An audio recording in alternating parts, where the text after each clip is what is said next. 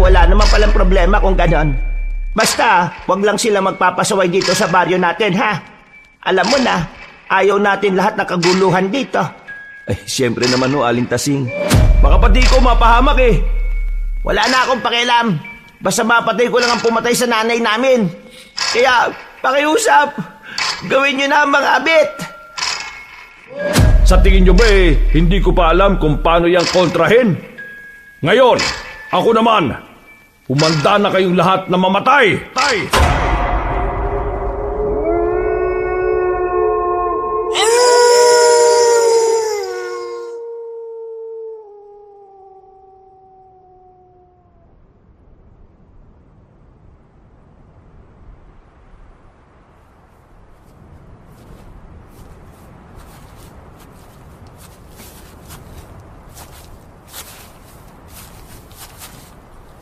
Mahal, ramdam mo ba yung mabigat na ihip ng hangin? Oo.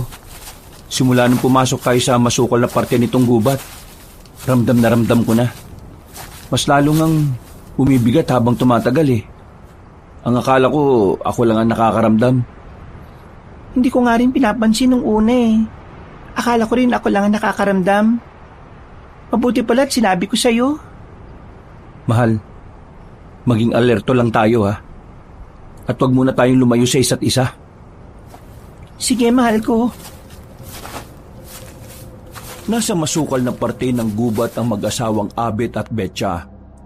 Pareho silang nakatingala dahil ang araw ay tila ba ayaw lumusot sa makakapal na ulap na nagkukumpulan sa ibabaw ng masukal na gubat.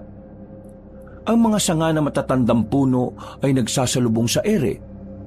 Lumilikha ng bubong na halos hindi pinapasok ng liwanag. At katulad ng sinabi ni Abet, habang tinatahak nila ang masukal na gubat ay mas lalong binabalot ng kakaibang puwersa ang paligid. Puwersang galing sa kadiliman. Ang nakakabinging katahimikan ay mas lalo lang nagpapabigat ng kanilang pakiramdam. Pero nagpatuloy pa rin ang mag-asawa habang bitbit ang lagayan nila ng mga halamang gamot. Si Abet ay isang kilalang albularyo sa baryo Organiko. Namana niya ang talentong to sa kanyang mga magulang. Kaya batak na siya sa paggawa ng mga mabibisang halamang pangmedisina at panggagamot. Bitbit niya ang isang supot na yari sa hinabing abaka. Puno ito ng mga tuyong dahon, balat ng kahoy at mga buto ng halamang pinulot mula sa malalalim na bahagi ng gubat. Nakalagay din sa kanilang bewang ang isang lumang buntot pagi. Ang kanyang pinagkakatiwala ang pananggalang laban sa mga nilalang ng dilim. Samantala, si Betcha, ang kanyang asawa, ay isang babaylan na may malalim na kaalaman sa mga dasal, orasyon at ritual na ipinamana pa ng kanyang mga ninuno. Meron siyang daladalang basket na puno ng sariwang ugat at bulaklak. At nakasabit sa kanyang leeg ang isang kwintas na yari sa mga buto ng kung anong hayop. Tila kumikislap ito kapag tinatamaan ng bahagyang sinag mula sa langit. Sa kanyang balikat ay nakasukbit naman ang isang maliit na lalagyan ng langis. Ginagamit niya ito sa pagpapalayas ng kung anong masasamang elemento. Kapag nakakaramdam na ng kakaiba, ay tumutuloy pa rin sila katulad ng napag-usapan.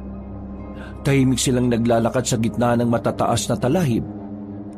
Kapwa nila alam na delikado ang gubat na ito.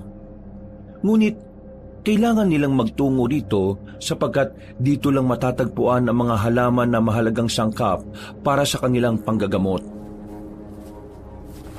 Mahal, mas tumitindi ang madilim na puwersang bumabalot.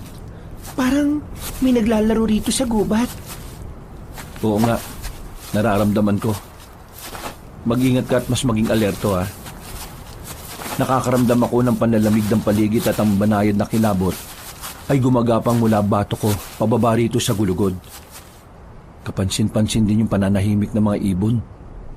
Kahit ang iba pang hayop sa paligid, hindi ko na rin maramdaman. Hindi magandang senyales to. Ramdam ko na meron tayong kasabay ngayon. Naririnig ko ang lupa. Parang may mga nagtatakbuhan. Ang lakas talaga ng pakiramdam mo, mahal. Ang husay-husay mo talaga. Kaya kita minahal ng husto eh. Ay nako, hindi to ang oras para makipagbulan sa akin ha. Seryoso ang sinasabi ko. Nagsasabi lang naman ako ng totoo. Nagtuloy-tuloy pa rin ang mag-asawa.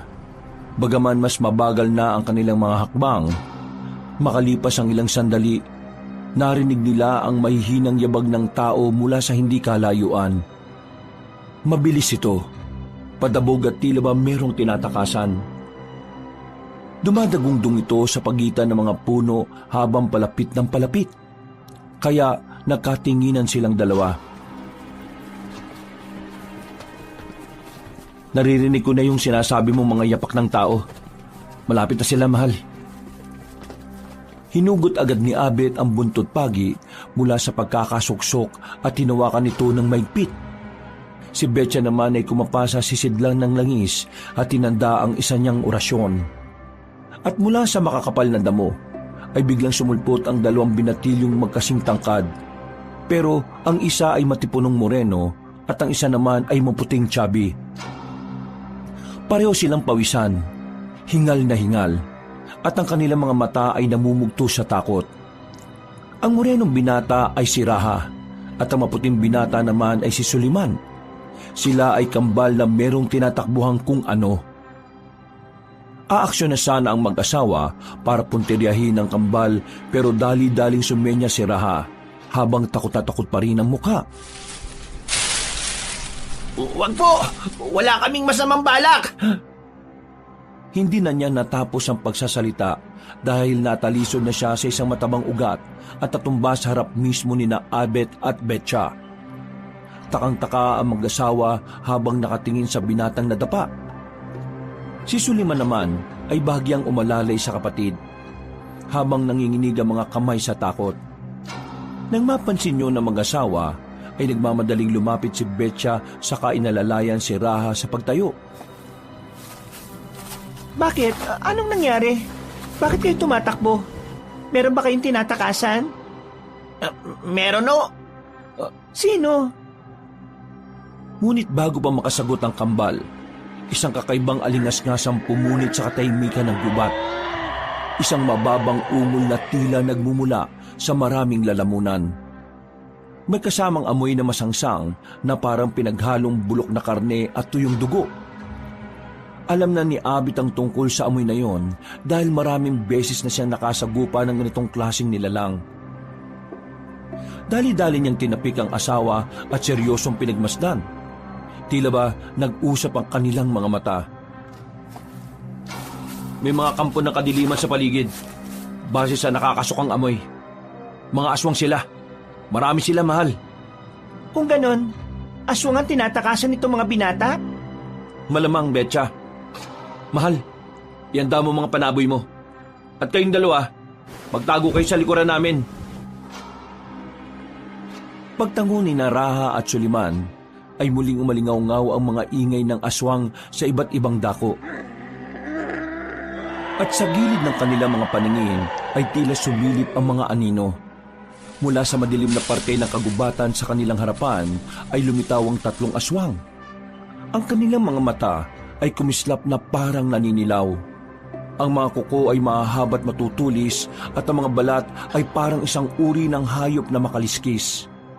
Para silang mga taong bayawak. May mahahabang buntot na kumakawag-kawag sa lupa. May dila na parang sa ahas na sumisirit-sirit sa hangin. Sa likuran naman ay sumulpot ang tatlo pang aswang. Pero iba ang itsura nila kaysa sa mga taong bayawak. Mahalat ang babae dahil sa mga nagyuyug-yugan nilang mga dibdib. Hindi makaliskis sa mga balat nila, kundi may itim ito na parang balahibo ng isang ibon. Matulis ang kanilang mga nguso at ang mata ay sobrang pupula. Para silang mga taong uwak kung tutusin. Takot na nagsusumiksik ang kambal nang makita ang mga aswang na to. Mga abwak! Sa tagal na panahon ko na sa pagiging babaylan, ngayon lang ako ulit nakakita ng abwak. At parang maswerte na parehong babae at lalaki ang nakita ko. At talagang natuwa ka pa, mahal, ha? Hindi naman sa ganon. Hindi ko lang maiwasang mamangha. Mamaya na tayo magdaldalan tungkol dyan. Kailangan nating mailigtas ang dalawang to. Dahil mukhang sila ang pinupuntiryan ng mga aswang eh. Hoy, kayong dalawa. Bakit kayo nahabol ng mga abwak? Hindi po namin alam eh. Papatayin nila kami. Tulungan niyo po kami para kawan niyo na. Makakaasa kayo. Pero pagkatapos ng mga ito, marami kami mga katanungan sa inyong dalawa. Hinampas ni Abit sa lupa ang buntot pagi kaya napatras sa mga aswang. Nasilaw kasi sila sa pagkislap nito nang salubungin ng liwanag mula sa kalangitan. Samantala, nagsimulang bumulong si Betcha ng sinaunang dasal kasabay ng pagpahid ng langis sa kanyang mga palad. Mula rito ay may unti-unting lumabas na usok na may kakaibang amoy. Para itong insenso na pumalibot sa kanila. Ang unang 3 aswang na taong bayawak ay sumugod na tila kidlat.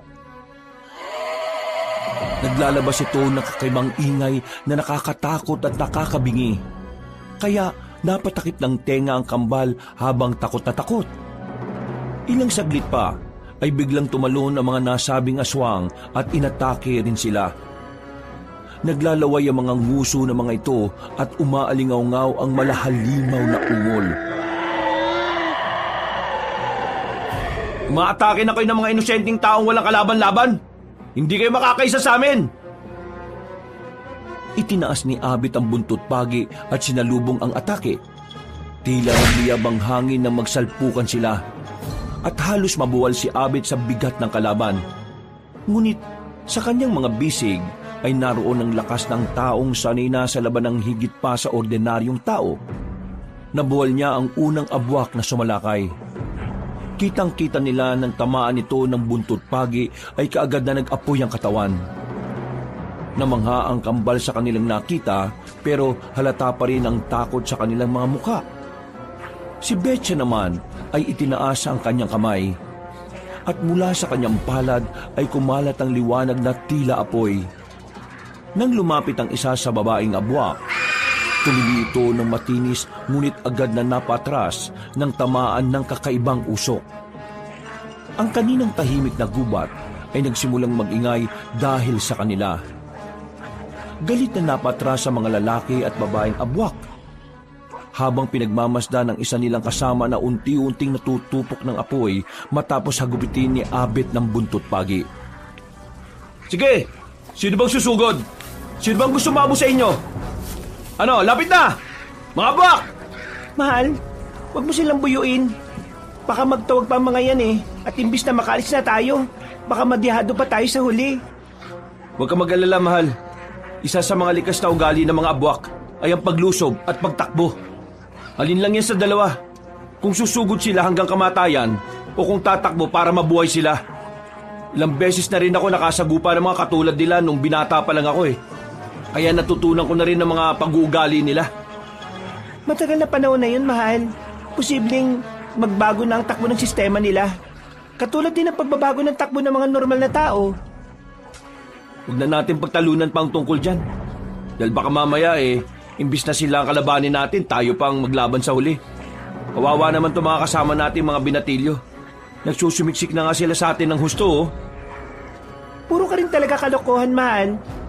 Kanina lang tuwang-tuwa ka dahil nakakita ka ng abwak pero ngayon nagiba na yata ang ihip ng hangin. Naputol na ang pag-uusap na mag-asawa dahil biglang lumipad ang 3 babaeng abwak. Habang nakatingala ay takot na takot pa rin ang kambal kaya kinuberan sila ni Betcha. Nang mawala ang usok na ginawa ng ginang ay magkakasunod ng sumalakay ang mga taong uwak. At habang nananatiling nakakover si Betcha sa 2 binata, si Abit naman ang humarap sa mga kalaban. Iwinasiwas niya ang buntot pagi, kaya tumigil sa pagsugod ng 3 babaeng abwak. Umangil ang mga iyon saglit habang ang Ginoo ay napapangisi lang. O ano? Nasaan ang tapang nyo ngayon? Sugod mga taong uwak na ang papangit! Mahal, sa kabila! Tumingin ka sa kabila! Nagulat si Abit na makita ang 2 taong bayawak na parehong nagwawasiwas ng kanilang mga buntot. Ang isa ay biglang tumalon at dali-daling lumusob sa kanila. Dahil sa bilis ay hindi na kagad nagamit ng Ginoo ang sandata niya. Ang ginawa na lang niya ay humugot ng kung anong bagay sa dalang lalagyan. Saka sinaboy sa aswang. Natamaan yun sa muka at napatras. Pero hindi naman napano dahil ordinaryong tuyong damo lang pala ang naihagis ng albularyo. Ano ba ginagawa mo, mahal? Inaaksaya mo yung mga napitas nating halamang gamot eh. Abay, malay ko ba? Akala ko yung itim na buhangin ang nadukot ko. Ito, bilis, salo! Pagkasalo ay saka nga hinagis ni Abet ang nasabing bagay. Nang matamaan sa mata ang ikalawang taong bayawak ay napuwing ito. Ilang saglit pa ay nagsisigaw na yon sa sakit dahil sa bisa ng kapangyarihan ng itim na buhangin. Meron kasing orasyon yon mula sa babay lang si Betcha kaya mas matindi ang talab lalo na sa alagad na kadiliman. Sinamantala na ng Ginoo ang pagkakataon at habang naglulumpasay ang nasabing abwak ay sa kanya ito pinaghahampas ng buntot pagi. Hanggang sa magliyab na rin ang katawan nito. Nang galaiti na naman ang natitirang mga aswang habang pinagmamasdan ng kasamahan nilang unti-unting natutupok ng apoy. Muling sumugod ang natitirang taong bayawak. Direkta nitong pinuntirya si Aling Betcha sa pag-aakalang uubra siya. Pero nang hawakan ng babaeng babayla ng kwintas niyang gawa sa buto ng kung anong hayop, ay tila may kakaibang enerhiyang dumaloy sa kanyang pagkatao. Sinabayan ito ng bulong na orasyon hanggang sa bigla na lang na estatwa ang nasabing aswang.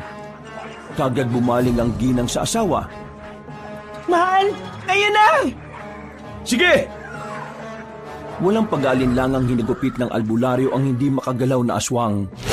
Hanggang sa magliyab din ng katawan nito at matupok ng apoy. Dinig na dinig nila ang nakakakilabot na pagmamakaawa ng aswang. Pero huli na ang lahat dahil nagsaabo na ito kalaunan. Sa kabilang banda ay napaluhod si Aling Betcha dahil sa paggamit ng kapangyarihan ng kwintas. Nag-aalalang lumapit ang kanyang asawa at inalalayan siya. Mahal, bakit mo naman ginamit kaagad yung kapangyarihan ng kwintas? Alam mo namang makakasama sa iyo yan. Nabigla lang din ako. Mamaya na tayo mag-usap tungkol dyan. Ituon mo na muna ang pansin mo sa mga taong uwak. Pasalakay na sila. Sabay-sabay sumugod ang galit na mga babaeng abwak. At sa bilis ng pangyayari ay nagalusan nila si Abet. Nabitiwan din tuloy niya ang buntot pagi na tumalamsik sa malayo. Napangisi ang mga kalaban at muling sumalakay. Pero mabilis din na nakabawi ang albularyo. Dinukot niya ang patalim na nakatago sa kaliwang paanan at ito ang pinangsasangga niya sa matutulis na kuko ng halimaw. Naging maugong ang kanilang banggaan. Napatras si Abet ng ilang hakbang dahil sa pagtulak ng isang taong uwak. Habang ang dalawa pa ay si Aling Betcha naman ang pinupuntirya. Betcha! Mahal ko! Huwag mo akong alalahanin. Kaya ko sarili ko. Sige, sabi mo eh. Kahit kailan ka talaga, puro kakalokohan. Kayong dalawang binata, umatras muna kayo saglit at magtago sa mga puno. Bilis! Tumakbo nga si Raha at Suliman at nagtago sa likod ng mayayabong na puno. Dahil dito ay nakapag-concentrate na si Aling Betcha sa mga kalaban. Dinukot niya ang langis sa lumang bag at pagkatapos ay mahina siyang bumulong sa hangin. Ilang saglit lang ay isinaboy niya ang nasabing langis kung saan papunta ang dalawang taong uwak. Pagkadaka ay bumuelo siya at biglang umihip sa kawalan. Tila ba may kung anong kakaibang elemento ang sumama sa hangin. Nag-apoy ang langis na kumalat sa hangin hanggang sa matamaan ng dalawang aswang. Napuruhan ang nasa unahan habang ang isa ay nakalipad palayo at nakakapit pa sa tuktok ng puno. Galit na galit yon habang pinagmamasdan ng kasamang natupok na rin ng apoy. Gulat na gulat naman ang kambal mula sa kanilang pinagtataguan.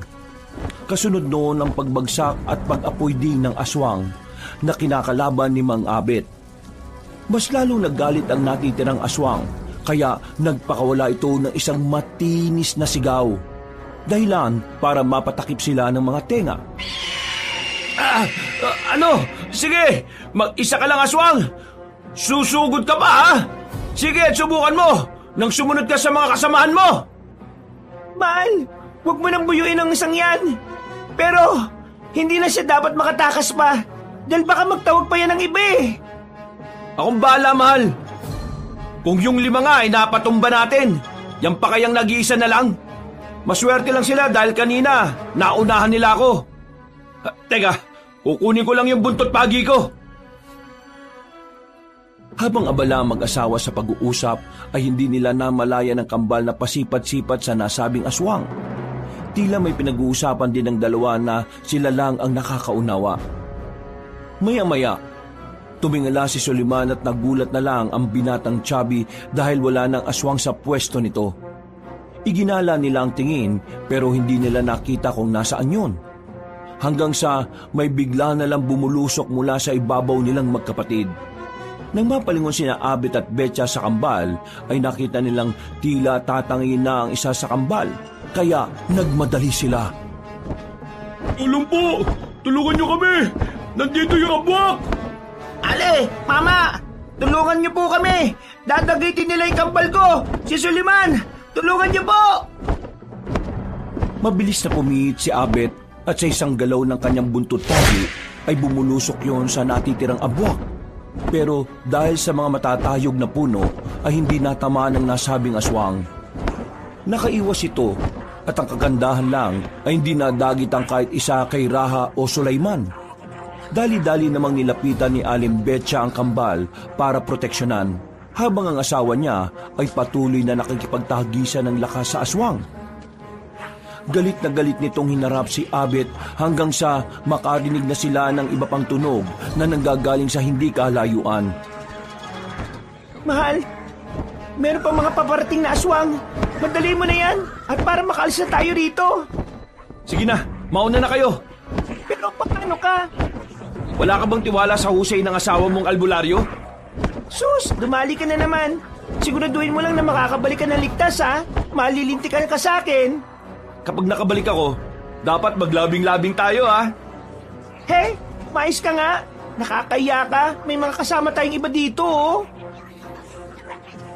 Hindi na sumagot si Abet dahil galit na umungol na ang natitirang babaeng abwak. Sinenyasan na niya ang asawa na tumakbo na kasamang 2 binata. Nang mawala na ang mga yon sa kanyang paningin, ay sumentro na siya sa aswang. Nakipagtagisan ulit siya ng lakas dito hanggang sa maya-maya pa nga, umalingaw-ngaw na nga ang tunog ng natutustang katawan gawa ng pagliyab. Pagdating ng 3 pang taong bayawak, ay nagulantang sila dahil nagliliyab na ang kanilang kasamahan, na nagpagulong-gulong sa lupa bago matupok ng apoy. Oh, ano? Sinong gustong sumunod sa abwak na yan? Sige, lumusob lang kayo.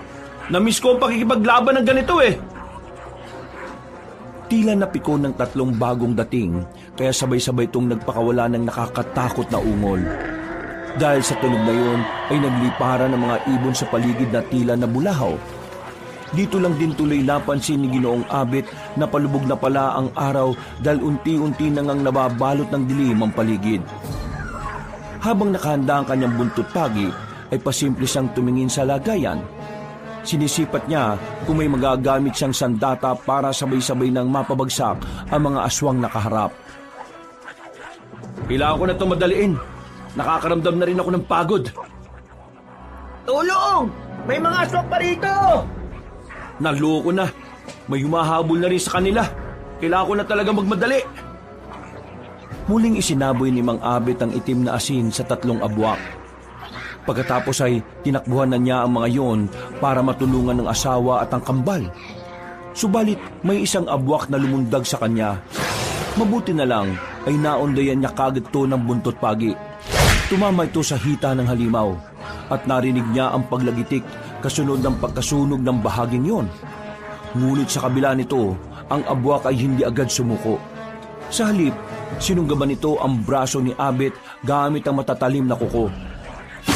Aray ko! Putik! Ang sakit nun ah! Kagad niyang nahampas ng patalim sa mata ang kalaban, kaya nakabitaw ito at gumulong-gulong sa lupa. Napasandalang Ginoo at napatingin sa braso niya na tumatagas na ang dugo. Nang maamoy ito ng halimaw, ay mabilis siyang bumangon at muling sumalakay. Kasunod ang 2 pa. Ngunit bago pa siya mapuruhan ng mga abwak, Ginamitan niya ang alas. Dinukot niya ang isang garapon at binuksan yon. Nang umalingasaw ang amoy ay napahinto ang 3 aswang. Alam kasi nila ang amoy na yon. At isa sa kinatatakutan nila ay ang langis o katas ng talumpunay. Dahil kapag natamaan sila nito, ay siguradong tunaw kagad ang kanilang katawan at walang matitira. Hindi na sana ito gagamitin ng albularyo dahil nag-iisa na lang. Pero wala na rin siyang mapagpilian. Kaysa maunahan ng mga kalaban, ay dali-dali siyang sumugod at isinaboy ang nasabing likido. Tumakbo palayo ang 3, pero ang isa sa kanila ay nasugatan ng maabutan ng katas ng talumpunay. Napahiyaw ang aswang, pero saglit lang din sapagkat natunaw na lang siya kaagad na parang alikabok sa hangin. Sa takot ng dalawa, ay tumakbo na nga ang mga iyon palayo at ang hindi na maramdaman ng albularyo ang presensya, dali-dali niyang tinungo ang kinaroroonan ng asawa. Naabutan niya si Aling Betcha na nakikipagsagupan na rin sa 2 taong uwak. Lumapit siya at dali-daling iwinasiwas ang buntot pagi. Nahagip ang isa, pero ang isa ay nakalipad pataas. Nagliyab ang balat ng halimaw, dahilan para mapahiyaw ito sa sakit bago umatras. Pero hindi na pinahintulutan pa ni Aling Betcha na mangyari yun. Sinabuyan niya sa mukha ng itim na asin ng babaeng abwak at pagkatapos ay saka hinagupit ni Mang Abet ng buntot pagi. Nang umapoy na ang buong katawan ng aswang, ay napatras ang mag-asawa. Galit namang napatingin ng aswang sa kanila habang ikinakampay-kampay ang pakpak. Kung gusto mo na rin sumunod sa kasamaan mo, bumaba ka na rito, aswang, at lumusob! Hindi na kita mahirapan pa! Hayaan mo na siya, mahal. Sugatan ka na rin eh. Baka magtawag pa yan. Hindi na yung magtatawag, maniwala ka sa akin. Tama nga ang sinabi ni Abet dahil pabulusok na sumugod sa kanila ang nasabing aswang. Pumorma ang mag-asawa pero hindi nila natulugan na hindi pala sila ang target. Mabilis ang sumunod na pangyayari dahil isa kay Raha at Sulaiman ang pinunteriya ng aswang. Parehong napasigaw ang kambal habang tumatakbo palayo at sinamantala ito ng mag-asawa. Hinagis ni Mang Abet ang natitirang laman ng garapon na may katas ng talampunay. Habang si Betcha naman ay ang itim na asin. Nabitbit na si Sulaiman pero nang masapul ang aswang ay saka ito napahiyaw at walang ano-ano ay natunaw na parang bula sa ere. Hindi naman magkandaugaga si Raha sa pagsalo sa kapatid. Pareho tuloy silang natumba sa lupa pagkalaon. Pagkatapos nun, ay saglit muling natahimik ang kagubatan. Tapos na ba, mahal? Hindi ko na nararamdaman ang mga tunog ng aswang. Mabuti naman kung ganon. Napagod ako ron ah. Ayos ka lang ba? May sugat ka sa braso oh. Oo, ayos lang ako. Umalis na tayo rito bago pa may dumating na ibang aswang. At kayong dalawa, hindi kayo aalis ha. Sasama kayo sa amin dahil marami pa kaming katanungan sa inyo. Ano po? Unang tanong, anong pangalan yung dalawa? Raha po ang pangalan ko. Ikaw naman, binatang malusog. Ang pangalan ko naman ay Sulaiman. Ayos yung pangalan nyo ha. Parang si Raha Sulaiman lang ng sinaunang pinuno ng Maynila. Doon nga po inaango yun. Kambal kasi kami ni Sulaiman eh. Kambal pala kayo? Hindi halata ah. Isang macho at isang malusog. Ayaw ko magsabi ng ibang salita dahil marami magagalit eh. At teka, may iba tayo. Alalayan niyo ako hanggang sa bahay dahil nanghina ako sa pagsagip sa inyo. Doon tayo mag-usap-usap. Kapag tinakasan niyo kami mag-asawa o gumawa kayo ng hindi maganda, nakita niyo naman kung paano kami makipaglaban sa mga aswang ha. Hindi niyo gugustuhin na kayo naman ang habulin namin. Naintindihan po namin. O ikaw, binatang malusog, naintindihan mo ba? Opo, Tawagin niyo na lang akong Mang Abet. At itong asawa ko, pakilala ka, mahal. Ako si Aling Betcha. Pasensya na kayo sa asawa ko ah. Ganyan lang talaga magsalita pero mabait siya. Saka na muna tayo magkwentuhan. Tara na't baka may dumating pang mga kalaban. Tara, alalayan niyo ako, Raha, Sulaiman. Inalalayan na nga ng dalawang binata si Mang Abet hanggang sa makalabas sila ng kagubatan. Nang nasa bukana na sila, eksaktong kumagat na ang dilim. Umaliwalas ulit ang pakiramdam nilang lahat dahil wala na ang kakaibang bigat na nanggagaling sa masukal na gubat. Sumakay kagad sila ng tricycle. Si Aling Betcha na ang nagmaneho pabalik sa Baryo Organiko para doon nila pag-usapan ang mga dapat pag-usapan.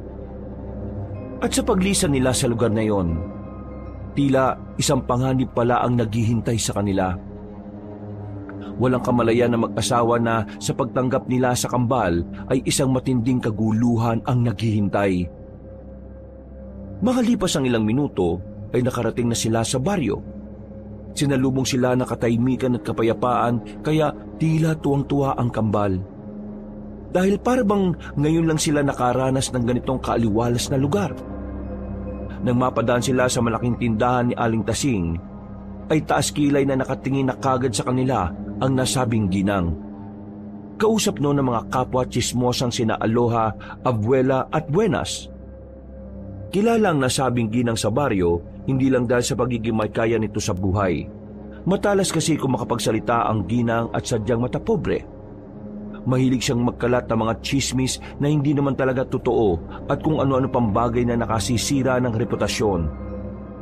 Mahilig din siyang manlait pero ang totoo ay mas kalait-lait ang itsura niya dahil sa hindi proporsyon na katabaan at dami ng tigyawat sa muka. Marami man ang naiinis sa kanya, pero wala namang magawa dahil pera lang din naman ang katapat ng ilang tao sa baryo. Marami rin kasi ang kapuspalad at umaasa lang sa kakarampot na kabuhayan. Nang makita ni Abet ang ginang, ay kinuwayan niya ito. Kahit ang totoo ay wala siyang gana na kausap ang nasabing babae. Baka kasi isipin na naman noon ay hindi sila namamansin katulad nung nakaraang buwan. Magandang gabi, Aling Tasing. At sa inyo mga tagapaghatid ng balita ako mga kapitbahay. Aling Alona, Aling Abuela at Aling Buenas. Magandang gabi rin, Abet. Teka. Bakit ikaw, Betcha, ang nagmamaneho ng tricycle nyo? At saka, sino yung mga kasama nyo, mga binatang bagong muka? Ano ho kasi? Teka, Abet. Anong nangyari sa iyo? Bakit may dugo ka sa braso? Napaaway ka ba, ha? Hindi ho. May nangyari lang doon sa gubat na pinuntahan namin. Tapos, ito mga kabataan ang tumulong sa akin. Hindi naman sila marunong magmaneho ng motorsiklo kaya ang asawa ko na lang ang nagmaneho. Ganun na nga ho, Aling Tasing. Sino ba yan na mga bagong salta? Hindi naman sila masasamang looban, ah. Ay, hindi naman ho, Aling Tasing. Ang dalawang binatang to sina Raha at Sulaiman. Nakita namin sila sa gubat. Nakita sa gubat? Ang ibig sabihin ng asawa ko nagkita-kita kami sa gubat. Mga pamangkin ko kasi ang kambal na yan. Pamangkin? Di ba wala ka namang mga kapatid? Sabi mo, o lila ka na? Sa malayong pinsan ho, Aling Tasing. Nasa ibang probinsya kasi mga pinsan kong si Singson. Ganun ba? Wala naman palang problema kung ganon. Basta, wag lang sila magpapasaway dito sa baryo natin, ha? Alam mo na, ayaw natin lahat ng kaguluhan dito. Ay, siyempre naman ho, Aling Tasing. O sige na ho. Kailangan na namin umuwi para magamot tong sugat ko. Ay siya, sige. Mag-iingat kayo. Pag-alis ng tricycle ay dinig na dinig nila kung paano magbulungan ng mga tsismosa. Napaismid na lang ang mag-asawa dahil alam nila na gumagawa na naman ng tsismis si Aling Tasing kasama ang mga kaibigan nitong mapapangit din ng ugali. Ipinaliwanag na lang din ni Mang Abet sa kambal na kailangan niyang pasinungalingan ng tungkol sa nangyari sa gubat. Dahil kakaibang tao si Aling Tasing. Kapag gumawa siya ng kwento, kahit masama pa, ay siguradong pinaniniwalaan kagad ng karamihan sa mga taga-baryo Organiko. Dinala nila ang kambal sa kanilang tahanan. Ang bahay ni na Abet at Betcha ay gawa sa matibay na kahoy. May maluwag na silid na puno ng mga damong nakasabit sa dingding, mga bote ng langis at mga palayok na may lamang gamot. May altar din sa gilid kung saan nakalagay ang iba't ibang klase ng anting-anting. Iba't ibang uri ng bato, mga buto ng hayop at mga halamang sagrado na ginagamit sa mga ritual ni Betcha.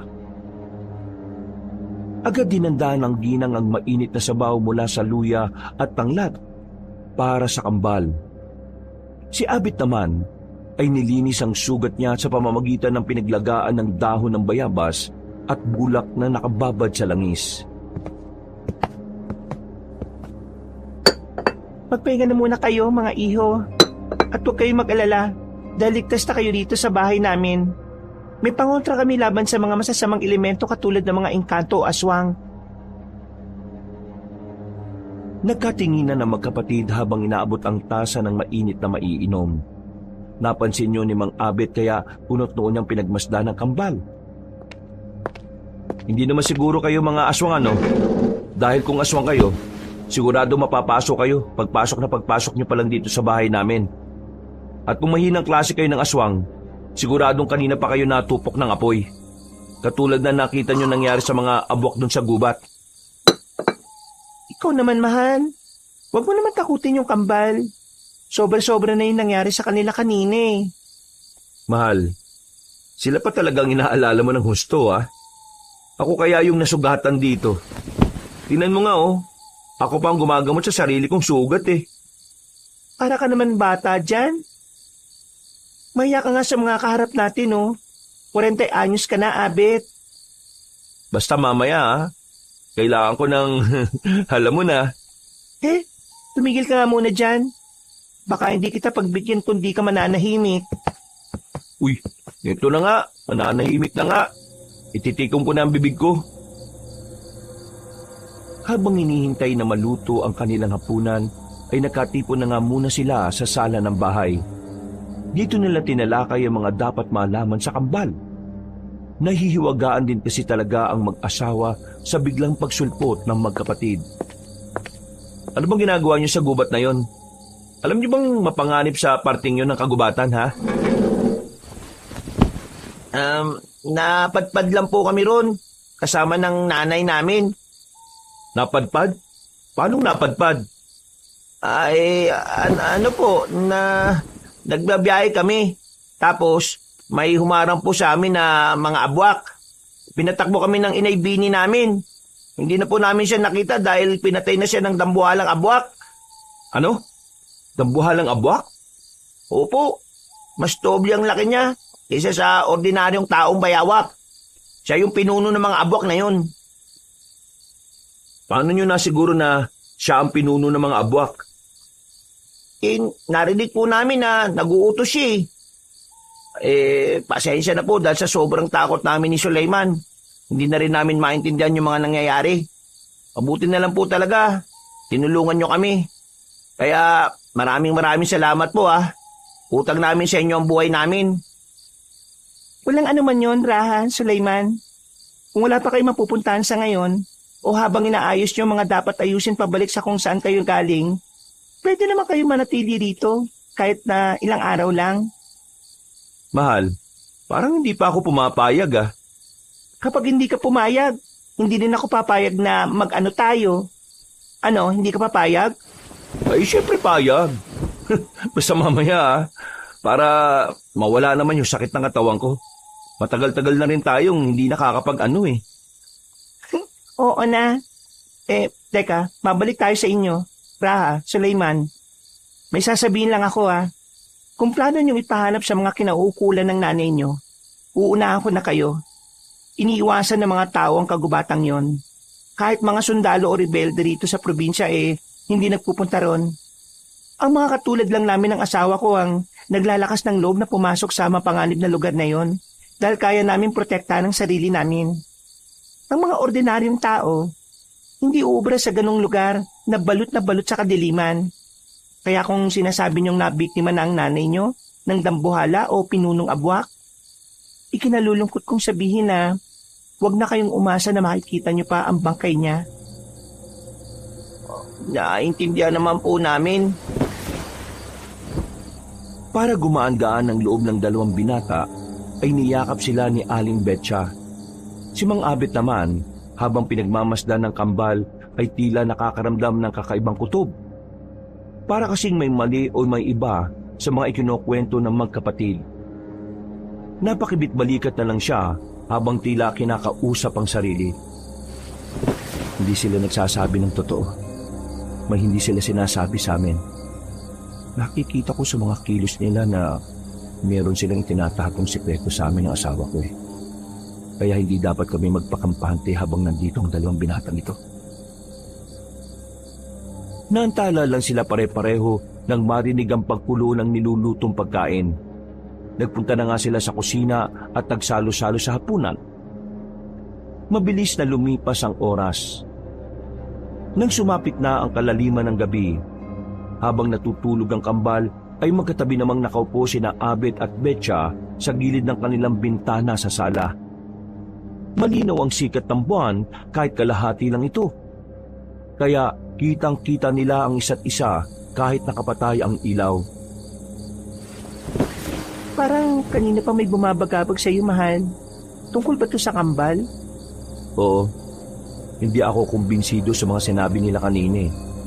Nagsisinungaling sila. Hindi mo ba nararamdaman, mahal? Ang nararamdaman ko lang mga inosente sila.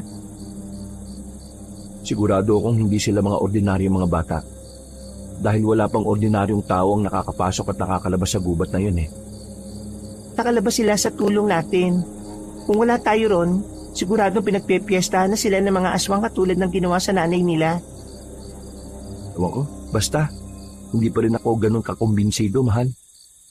Kaya, ang payo ko sa iyo huwag kang masyadong magpapalin lang sa kambal. Oo, at inosente nga silang tingnan. Pero sigurado akong may sikreto silang tinatago. Alam ko naman na may itinatago sila. Ramdam ko rin yon. Pero hindi ko kaya pabayaan ang mga katulad nila eh. Hindi na rin sila dapat pabayaan. E paano kung mga abwak din sila? Ano bang klaseng tanong yan? Kung mga aswang sila, katulad nga na sinabi mo kanina, matagal na silang natupok ng apoy. Pagtungtong pa lang nila dito sa bahay namin dahil sa dami ng pangontra. Oo, sige. Huwag na natin pag-usapan yan. Alam naman natin na hinahabol sila ng mga abwak, di ba?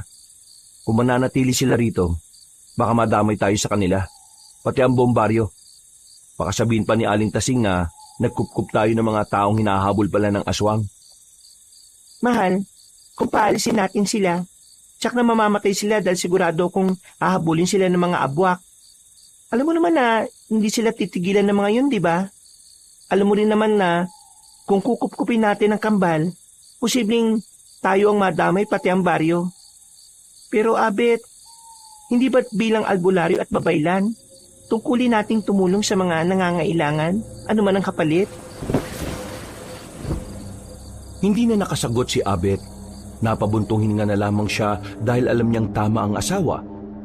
Pagkatapos ng pag-uusap na yon ay natulog na nga sila. Lingid sa dalawa ay nakikinig pala ang kambal na nagyakapan na lang dahil hindi naman talaga nila alam ang gagawin. Kinabukasan at sa mga sumunod pang araw, naging maayos naman ang takbo ng buhay ng bawat isa sa baryo. Nakilala agad ng mga tao sina Raha at Sulaiman. Dahil madalas silang nakikita sa bakuran sa tuwing may nagpapagamot sa albularyo at babaylan. Pero katulad ng matagal ng gawain ni Aling Tasing, ipinagkalat niya kagad sa mga kapwa tsismosa ang kutob niya sa dalawang binata. Sinabi niya nga kina Aling Aloha, Aling Abuela at Aling Buenas na parang hindi naman totoong kamag-anak ni na Abet at Betcha ang kambal. Ang layo kasi talaga ng itsura nila sa mga yon. Dahil dito ay mabilis na kumalat ang impormasyong yon sa mga taga roon. Nakaramdam tuloy ng pagkailang ang kambal, lalo na sa tuwing makikita nila ang tingin ng iilan na parabang nanlilibak. Huwebes ng hapon, dahil wala si Mang Abet, nakisuyo muna si Aling Betcha ng pag-iigib sa magkapatid. Nasira rin kasi ang pusuhan nila kaya hindi magamit. Nagpunta nga ang kambal sa balon at naabutan nila si Aling Tasing na kausap na naman ang mga kapwa tsismosa. Muli rin sa hindi kalayuan ay dumating doon si Abet. Galing kasi siya sa isang pasyente na nagpahilot. Natanong niya ang kambal pero hindi muna siya nagpakita sa mga yon. Nagmasid lang siya dahil naririnig niya ang babaeng tsismosa na nagkakalat na naman ng nakasisirang impormasyon. Ay nako, sigurado na talaga ako na hindi ka mag-anak ni Abet ang kambal na yon. Naalala niyo, di ba? Nung nakaraang linggo ng gabi na nakita nating duguan yung braso niya. Malakas talaga ang kutob ko na may nangyari doon sa pinuntahan nila eh. Paulit-ulit ko namang sinasabi sa inyo na may kakaiba. Ewan ko ba rito kay Abet at bakit nagpapasok pa ng mga hindi taga rito sa baryo organiko? Paano kung may mga dalang sumpa o kamalasan niyang Rahat Sulaiman na yon? Di nagkandaloko-loko na. Parang nababalitaan ko pa naman ngayon na nakakaproblema raw sa taniman ni Mang Gardo pati ni Kumaring Bersosa. Parang nagsisimula na tuloy magkatotoo yung kutob ko eh. Mawalang galang na ho. Kami ho ba ng kambal ko yung pinag-uusapan nyo? Ay, nandyan pala kayo. Magigib kayo? Nakto, bawal makigib dito sa balon. Sa iba na lang kayo. At saka may pusuan naman kayo, di ba? Yung sila Abet at Betcha, meron sila? Sira po kasi ngayon yung puso eh. Wala pa si si Tio Abet para mag-ayos nun. Ay, hindi nyo ba kayang ayusin yan? Ang lalaki pa naman ang katawan ninyo pero wala kayong alam na gawain. Puro hangin lang ba yung mga muscle nyo? Lalo ka na Sulaiman. Ay nako, sayang lang ang pagkupkop sa inyo ni Abet at Betcha. Nagkamali talaga sila ng ginawa nila eh. Di na sila nakapag-isip ng tama. Ay kung ako sa inyo, bumalik na kayo kung saan man kayo nang galing na dalawa. Tanggap ko yung pag-iinsulto mo sa amin ni Sulaiman. Pero huwag niyong iinsultuin sila Tio Abet at Tia Betcha. Dahil baka hindi mo magustuhan ng kaya kong gawin. At bakit? May sinabi ba akong laban sa kanila? Masama ba yung sabihin kong parang hindi sila nakapag-isip ng tama sa pagkupkop sa inyo? Totoo naman eh. Dahil bastos na bata ka pala. Wala kang galang. Samantalang lahat ng tao dito may respeto sa akin. Nakukuha mo pang magbanta? Hindi mo ba ako nakikilala, ha? Wala akong paki kahit sino ka pa. Hindi ka karespe-respeto. Anong sinabi mong bastos kang lalaki ka? Natigilan na si Aling Tasing dahil sinamaan siya ng tingin ni Raha na tila nagliliyab ang mga mata. Napakuyom din ng kamay ang nasabing binata na tila nagpipigil sa galit. Hanggang sa nagbabalak na siyang sumugod ng humawak sa balikat niya si Sulaiman. Raha, huwag mong gagawin yan dahil mapapahamak sila Mang Abet at Aling Betcha. Pinipigilan ko rin ang sarili ko, Sulaiman eh. Pero parang hindi ko na makontrol. Mapapatay ko talaga yan nang wala sa oras. Umalis na tayo dito. Tara na. Tinabig na siya ng kambal at pagkatapos ay muli itong bumaling sa mga tsismosa. Nagsimula ng manlisik ang kanyang mga mata. Mabuti na lang ay umiksena na si Mang Abet. Dito tila biglang natauhan si Raha. Napatras siya habang si Sulaiman naman ay kaagad siyang hinatak patalikod. Mawalang galang na, Aling Tasing. Nakita ko lang na parang napapasigaw ka sa pamangkin ko ah.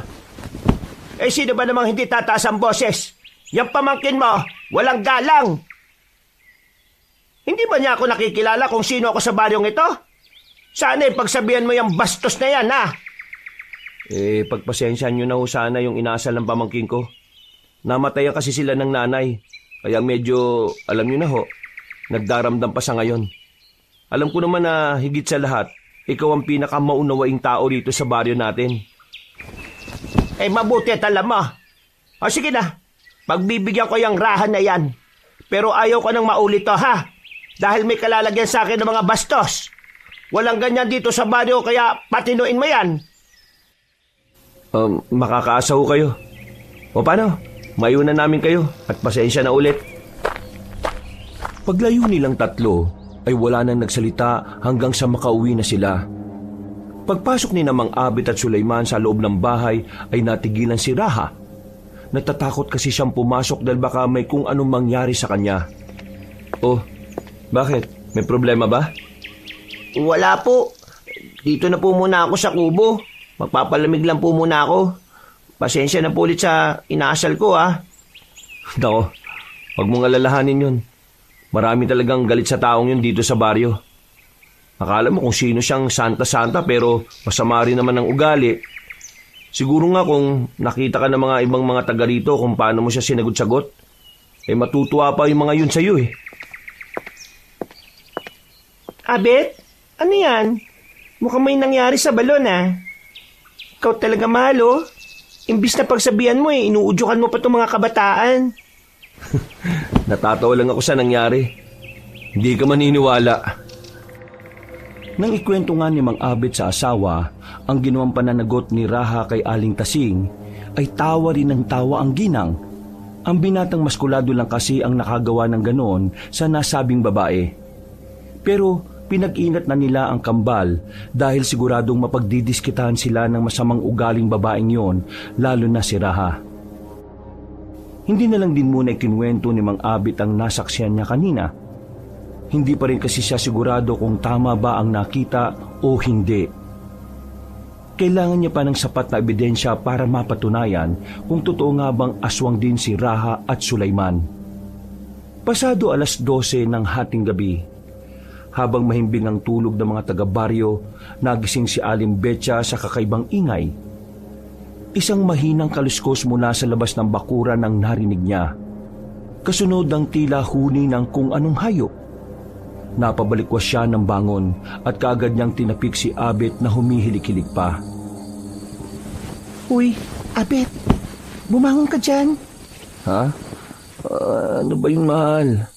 Ang sarap-sarap ng panaginip ko Nasa rurok na ako ng tagumpay habang nagsisiping tayo Aray ko!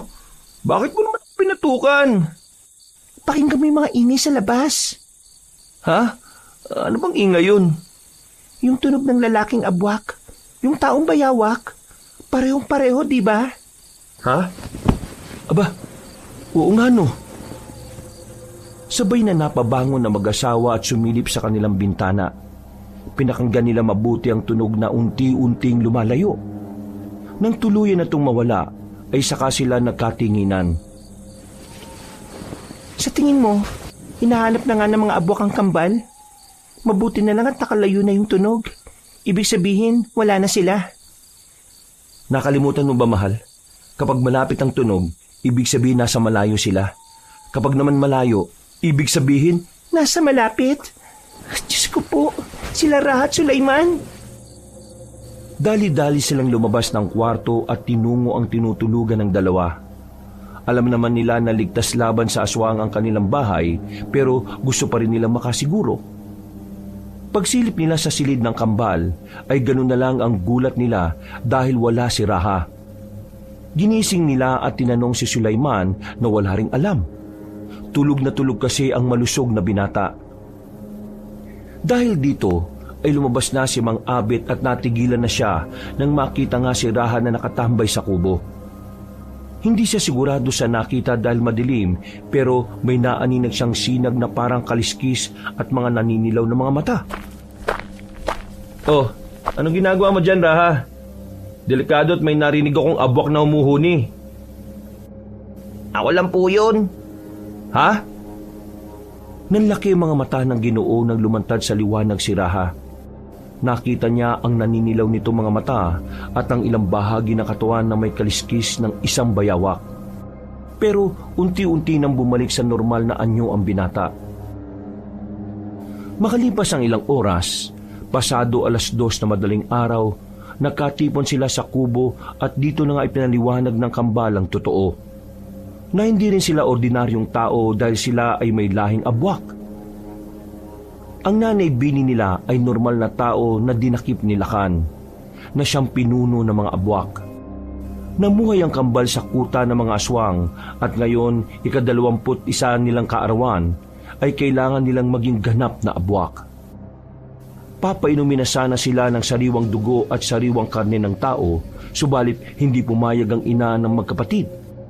Itinaka sila subalit dahil dito ay namatay si Nanay Bini.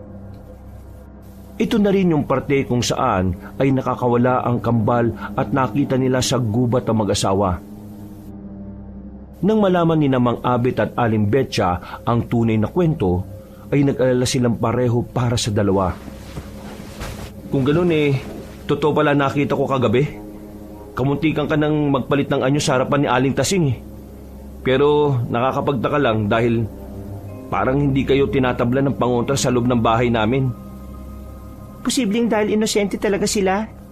Ibig sabihin, kahit na nananalitay sa dugo nila ang pagiging abwak, hindi pa naman sila nakakatikim ng sariwang dugo o karne ng tao.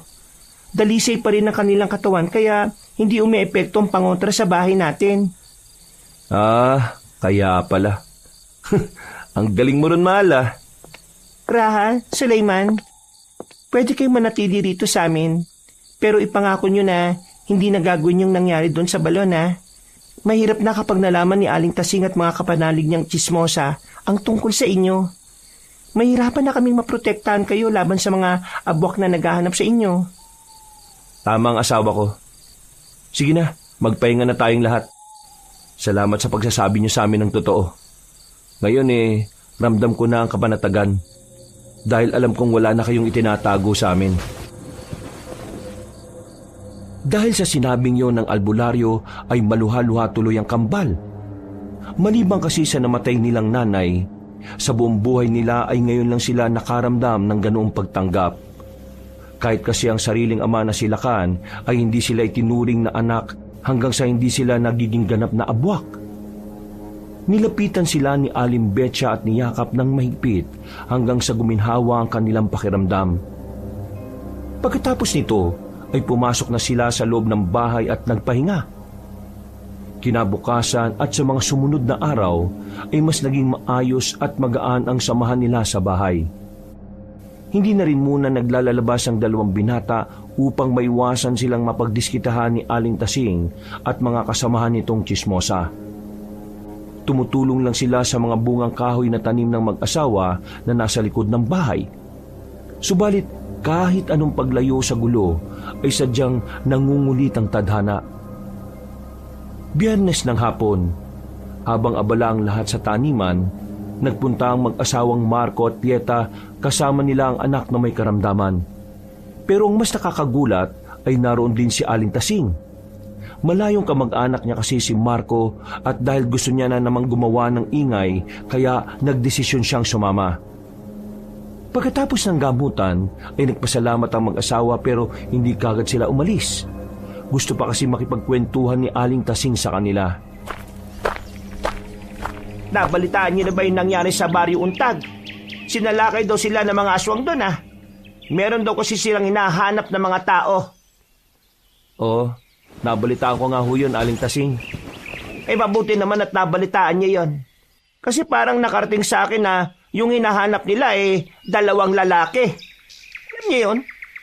Nagkataon lang ba? Katulad nyo ni Betcha, meron din kayong kinukup-kup ngayon. Yung mga pamangkin nung si Raha at si Sulaiman. Ang galing no? Parang nagkataon lang din talaga. Oo nga ho Nagkataon nga lang ho. Pinapaalalahanan ko yung mga kapitbahay natin baka merong silang kinukup-kup na mga aswang pala. Habang maaga pa isuko na nila o kaya palayasin. Para hindi na madama yung baryo natin sa gulo. Para hindi ba matulad sa Baryo Untag. Buti na lang din talaga maliban sa inyo, wala nang ibang nagkukup-kup dito sa baryo natin. Kaya nga ho, Aling Tasing Hindi pa ba kayo aalis? Medyo abala kasi kami ngayon sa pananim namin sa likod. Gustuin ko man sana makipagkwentuhan sa inyo pero mas nilalaan kasi namin ang oras sa pagtatrabaho kaysa sa, alam nyo na, pakikipagchismisan. Ayaw naming nasasayang yung oras namin sa ganyan Kaya pasensya na ho talaga Tila na insulto ang ginang pero wala na siyang nagawa dahil tinalikuran na lang siya ni Mang Abet. Tinawagan na rin kasi siya ng mag-asawang Marco at Lieto para makauwi na rin sila. Mula naman sa hindi kalayuan ay sinamaan lang ng tingin ni Raha ang nasabing ginang. Gusto niya sana itong bigyan ng leksyon pero pinigil na lang din niya ang sarili dahil maaga pa. Hanggang sa mabilis na sumapit ang maghapon. Habang nahihimbing ng tulog ang lahat, ay bumangon na nga si Raha. Naramdaman ito ni Sulaiman kaya bumangon siya at pinigil ang kapatid. Oh, saan ka na naman pupunta, Raha? Lalabas lang ako saglit. Babalik din kaagad ako. Sinabihan na tayo ni Mang Abit at Aling Betcha, di ba? Huwag kang gagawa ng anumang bagay na ikakapahamak mo. Alalahanin mong kapag nabuko ng mga taga rito ang pagkatao mo, hindi lang ikaw ang mapapahamak, kundi ang mga taong kumupkup sa atin. Hindi naman ako mahuhuli. Bibigyan ko lang ng leksyon yung aling yon para magtanda siya. O sige na, maiwan na kita dyan. Sa huli ay hindi na rin napigil ni Sulaiman ang kakambal. Naghintay na lang sila rito hanggang sa sumapit na ang 3:00 ng madaling araw. Nakarinig na lang silang lahat ng kalabog sa bandang kusina at pagpunta roon ng malusog na lalaki ay nakita niya ang kakambal. Duguan si Raha dahil meron siyang tama sa tagiliran. Oh, anong nangyari sa iyo, Raha? Duguan ka! Tulungan mo ako, Sulaiman.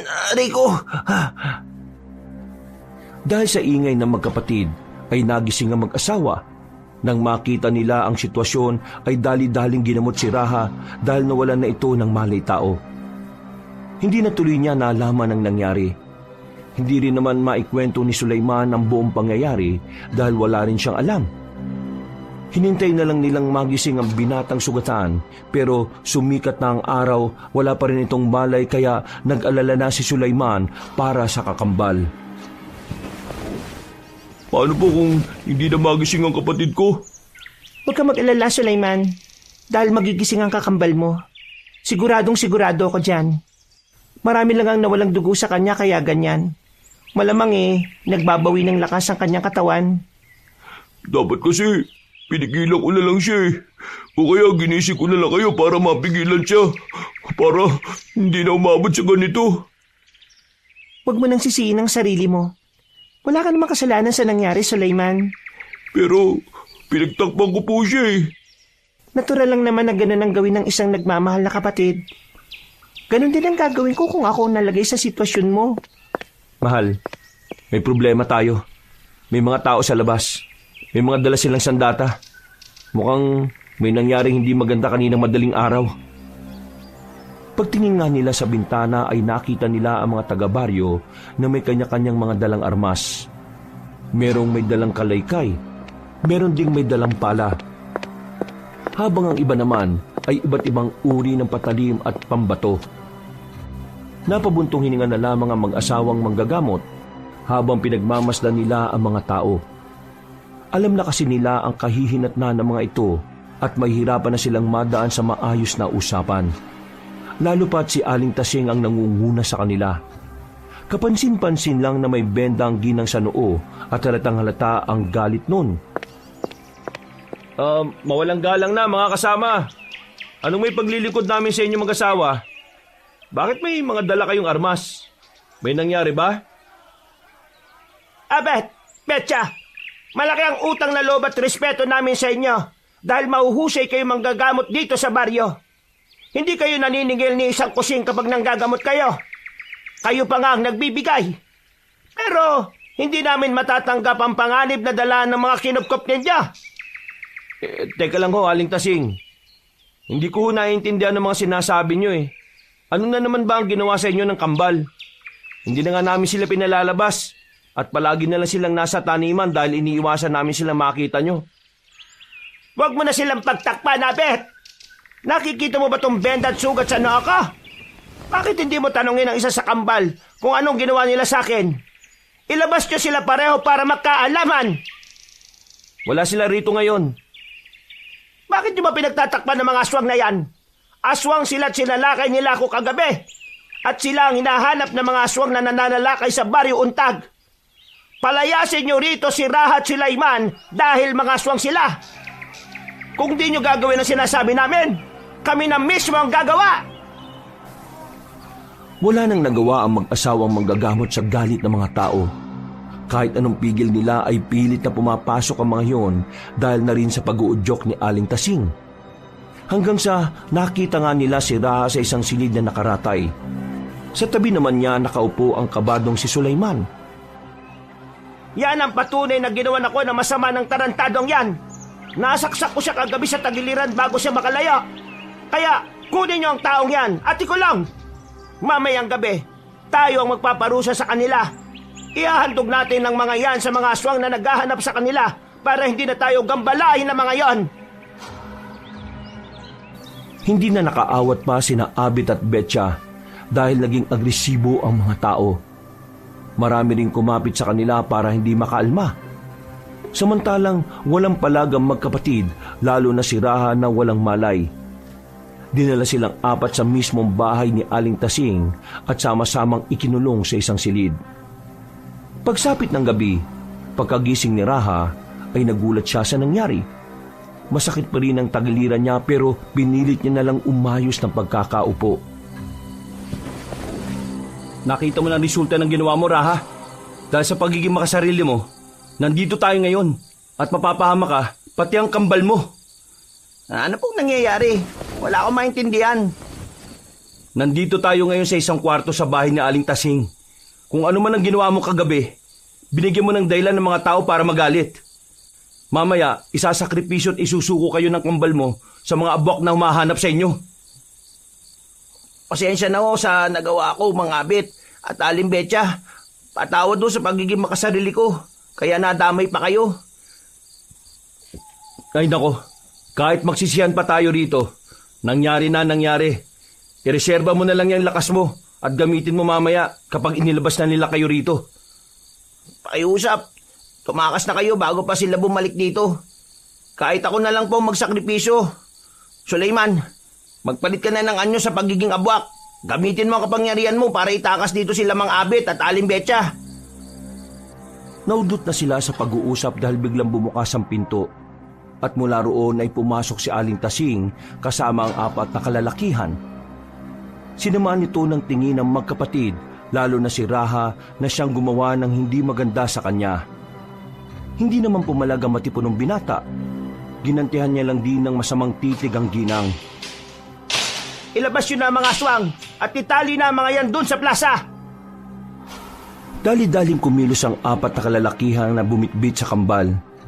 Hindi naman nakaalma ang lahat. At nang makalabas na ang mga yon, ay nanatili sa silid ang ginang habang nakatingin sa mag-asawa. Pasensya na kayong dalawa. Pakakawalan ko din naman kayo pagkatapos silang mabawi ng mga aswang na humahanap sa kanila. Kapag nangyari yon, magkakaroon ng tiwala ang mga nilalang na yon sa baryo natin. Huwag kang makipaglaro ng apoy sa mga alagad ng kadiliman na Aling Tasing. Talagang nanggaling sa iyo mga salitang yan, Abet, ha? Sino ba sa atin dito nakipaglaro ng apoy sa mga aswang? Ako ba? Hindi ba kayo naman nitong asawa mong si Betcha? Mali ang iniisip nyo, Aling Tasing. Tama man o mali ang iniisip ko. Malinaw sa akin at sa mga taga-baryo organiko ang ginawa ninyong pagtataksil. Pasalamat na nga lang kayo dahil hindi ko kayo isinama sa isasakripisyo. Malaki pa rin kasi ang tiwala ng mga tao sa inyo. Hindi na yun magbabago kahit ilang beses ko pa kayong sirain sa kanila. Kaya manatili na muna kayo rito hanggang sa humupa ang sitwasyon. Huwag na kayo manggulo pa. Dahil baka kapag nainis ako isama ko na talaga kayo sa 2 aswang na yon. Dali-daling lumabas ang ginang at kinandado ang pinto. Naiwan namang nagkakatinginan ng mag-asawa na walang magawa. Napapikit na lang at napabuntong hininga ang albularyo. Habang ang babaylan ay umisip ng paraan. Kailangan nating makalis dito, mahal. Bago pa makuha ng mga abwak ang kambal. Wala na tayong magagawa. Alam kong nararamdaman mo na rin ang papalapit na puwersa ng kadiliman dito sa baryo. Yun nga Kaya kailangan talaga nating makakawala dito. Mahusay ka sa pakikipagsagupa sa mga aswang at alam mo rin kung gaano kalupit ang mga abwak. Oo, naisip ko nga rin yan. Pero paano tayo rito makakawala? Napakahigpit ng pagkakatali nila sa atin, mahal. Kunin mo ng bibig mo itong clip sa buko. Mag-iingat ka lang dahil kapag binaliktad yan, kasing talim ng labahang dulo. Aba, ang galing mo talaga, mahal. Kapag nakakawala tayo dito, at kapag nailigtas natin ang kambal pati ang mga taga-baryo sa panganib, pangako, 1 linggo tayong mag-aano. Dahil dito, ay wala nang inaksayang oras pa si Abet. Dali-dali niyang kinuha ng bibig ang klip sa buhok ng asawa. Pagkalaon ay sa kanya to tila idinura sa kamay ng babae. Daling-daling kinaskas ni Aling Betsa ang tali hanggang sa unti-unti yung lumuwag at maputol. Nang makawala siya, ay sa kanya naman sinaklolohan ng asawa na tila kumikinang-kinang ang mga mata sa tuwa. Para bang naging ganado ang Ginoong Albularyo dahil sa ipinangako ng asawa. Nang pareho na silang makakawala, ay eksakto naman na nakarinig na sila ng hiyawan mula sa labas. Tila ba nagkakaisa na ang mga taga-baryo na isakripisyo sina Raha at Sulaiman sa mga abwak. Nahuli na tayo, mahal. Mukha nga. Nararamdaman ko na at naririnig ko ang ingay ng lupa at pagaspas ng pakpak ng mga abwak. Nandito na sila, mahal. Tumigil ang hiyawan ng mga tao at isang malakas na mga dagundong sa ilalim ng lupa ang narinig nila. Pagkatapos ay sinundan ito ng isang nakakapangilabot na alulong. Umalingaw-ngaw ito sa buong baryo. At mula sa kadiliman ng gabi ay dumagsa na nga ang dalawang uri ng abwak, ang taong bayawak at ang taong uwak.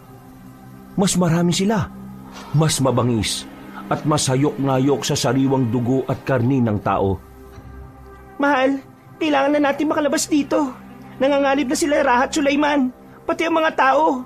Mali talaga itong ginawa ni Aling Tasing eh. Hindi dapat siya nakipagkasundo sa alagad na kadiliman. Tumabi ka at babasagin ko ang bintana. Habang nagsisimula na magkagulo sa labas, ay sinira na nga ni Mang Abit ang babasaging bintana. Nilinis niya kaagad ang palibot bago sila lumabas na mag-asawa. Doon nga ay mas naramdaman nila ang kakaibang bigat ng kadiliman sa paligid. Tila mas dumilim din ang baryo kahit na nagdidilig ng liwanag ang buwan sa kalangitan. Mahal, bumalik ka na muna sa bahay at ako nang bahalang magligtas kay Raha at Sulaiman. Kailangan mong kumuha ng mga kagamitan para mas makatulong tayo sa mga tao. Iba ang pakiramdam ko sa paligid eh. Sigurado akong hindi tutupad sa pakikipagkasundo ang mga abwak. Papatay nila ang mga taga-baryo. Pero paano ka? Wala kang dalang pangontra laban sa kanila. Lagi akong handa. Kahit nakasingit-singitan ko may mga pangontra. At saka, hindi tayo matatalo rito. Tandaan mo na meron kang pangako sa akin. 1 linggo tayo maglalabing-labing. Ay naku, pasaway ka talaga. Sige na! Pagkatapos silang maghalikan, ay naghiwalay na ng landas sa mag-asawa. Bumalik nga si Aling Betsa sa kanilang bahay habang si Abit ay nagtungo sa lumang bulwagan kung saan naroroon ang mga tao. Eksaktong pagdating niya roon, ay tila natataranta na ang mga tao. Natuon ang pansin niya sa magkapatid na nasa gitna at parehong nakatali sa upuan. Nasa unahan si Aling Tasing, kasama ang ilang kalalakihan at naghihintay din sa kung anong magaganap. Lahat sila ay parang balisa at takot, pero hindi pa rin sila nag-aalisan dahil wala pa silang nakikitang mga aswang. Mga aswang! Alam kong naririto kayo sa paligid. Lumabas na kayo't kunin ang 2 to. Pagkatapos umalis na kayo ng matiwasay. Ipangako nyo na kahit kailan ay hindi na kayo pupunta sa baryo organiko. Isang nakabibinging huni ang umalingaw-ngaw sa ibabaw nila. At pagkatapos ay malakas nilang narinig ang mga pagaspas. Hanggang sa una nang bumagsak ang isang babaeng abwak sa harapan ni Aling Tasing. Nagulat at napaupo ang ginang habang umaatras. Tumawa naman ang taong uwak habang nakatingin sa kanya. Ayun na sila! Yung hinahanap niyo mga tao! Kunin nyo na sila, tumalis na kayo! Natigilan na si Aling Tasing dahil sinunggaban ng babaeng abwak ang isang lalaki na nasa kanan niya at saka tinuka-tuka ang leeg nito. Bumulwak ang dugo ng nasabing lalaki at tumalsik sa lupa pati na sa mukha ng ginang. Nang punasan ng ali ang kanyang mukha, matapos mapagtantong natalsikan siya ng sariwang dugo, ay doon na siya nagsisigaw. Nagsimula na rin magkagulo at magtakbuhan ng mga tao. Pero isa-isang sumugod ang mga taong uwak at dinagit ang ilang naroroon. Naloko na! Kailangan ko munang mailigtas si Raha at Sulaiman! Habang papalapit siya, ay biglang dumagungdong ang malambot na lupa. At mula sa hindi kalayuan, ay may nakita siyang tila gumagapang sa ilalim nun. Dito lang din napagtanto ng albularyo na ang mga taong bayawak ang gumawa ng mga yon. Kaya umiba siya ng daan. Pagtago niya sa gilid ng bahay ay dito niya nakita ang 3 lalaking abwak na sumulpot mula sa ilalim ng lupa at sinunggaban ang mga nagtatagong tao. Kitang-kita ni Mang Abet ang isang babae na nahila ng 2 abwang palabas ng bahay nito. Malapit lang kasi roon ang bulwagan. Nag-agawa ng 2 aswang hanggang sa mapunit ang katawan ng kaawa-awang babae na parang papel. Napabuntong hininga ang Ginoo. Gusto niyang tumulong pero kulang ang dala niyang sandata. Wala rin kasi ang buntot pagi niya at tansong patalim. Ang hawak-hawak niya lang ng mga oras na yon ay ang itim na asin na hindi rin naman ganon karami. Sapat lang para matalo ang higit 5 aswang. Nag-focus na siya sa pagliligtas sa kambal na parehong kumakawag-kawag. Pero nang malapit na ay nakita niyang 2 binata na tumatakbo palayo sa lalaking abwak. "Hoy kayo! Dito kayo tumakbo!" Lumingon sa kanya ang magkapatid at dali-daling tumakbo. Pero dahil din sa sigaw niyang yon, ay nakita siya ng iilang mga aswang na malapit. Hindi na niya ito pinansin dahil nakatuon na ang atensyon niya sa pagliligtas sa mga bata. Subalit nang malapit na ang kambal, ay isa sa kanila ang nahablot ng abwak at tinagis pa itaas. Nasa lubong siya ng isa pang nilalang na lumilipad. At doon mismo nilapa ang katawan sa ere. Nagati-hati ang mga taong uwak, kaya tila umula ng dugo matapos magpira-piraso ang kawawang katawan ng bata. Napuno lalo ng takot ang hiyawan ng mga tao nang makita nila ito hanggang sa halos buto-buto na lang ang bumagsak sa lupa. "Diyos ko po! Nagmistulang impyerno ng baryo!" Umiiyak na yumakap kay Abet ang batang takot na takot, kasunod ng pagsugod ng mga abwak. Dahil dito ay wala nang napagpilian ng Ginoo kundi gamitin ang hawak niyang itim na asin. Hinagis niya ito paikot at sabay-sabay na tinamaan ng mga abwak sa mata. Napatras sa mga yon at naghiwa-hiwalay sa galit. Kaya sinamantala ni Abet ang pagkakataon. Tumakas na siya kasama ang batang iyak ng iyak. Bata, makinig ka ha. Kung ayaw mo mamatay, huwag kang gagawa ng kahit na anong ingay. Tumigil ka sa pag-iyak. Pakiusap, kung hindi, pareho tayo mamamatay." Sumunod agad ng bata. Nagtago sila sa gilid ng mayabong na puno habang nakatungtong sa improbisibong mahabang upuan. Sa ganung paraan, ay hindi sila mararamdaman ng abwak na nasa ilalim ng lupa. Sumipat-sipat ang Ginoo sa nagkakagulong paligid. Pagtingin niya sa bulwagan ay naroon pa rin ang magkapatid na Raha at Sulaiman na kumakawag-kawag pa rin. Nawala na sa paningin niya si Aling Tasing, kaya hindi na niya alam kung saan na ito nagpunta. "Dito ka lang sa upuan ha. Kahit anong mangyari, huwag kang aalis dito. Gumilid ka lang dahil hindi ka makikita ng mga aswang. Magdasal ka at pumikit. At higit sa lahat ay huwag na huwag kang gagawa ng kahit na anong ingay. Sige na, kunin mo na rin tong isang supot oh. Kapag may lumapit sa iyo rito, isabay mo kaagad at sumigaw ka para marinig ko. Tutulungan ko lang yung mga yun na nasa bulwagan. Kapag napakawalan ko na sila, matutulungan nila tayo. Ano, naintindihan mo ba?" Pagtango ng batang takot na takot, ay inabot naman ni Abet ang piraso ng 2x2 na nakadantay din sa gilid ng puno. Pagkatapos ay tumalon siya at patakbong lumapit kay Raha at Sulaiman. "Raha, Sulaiman, nandito na ako. Ililigtas ko kayo."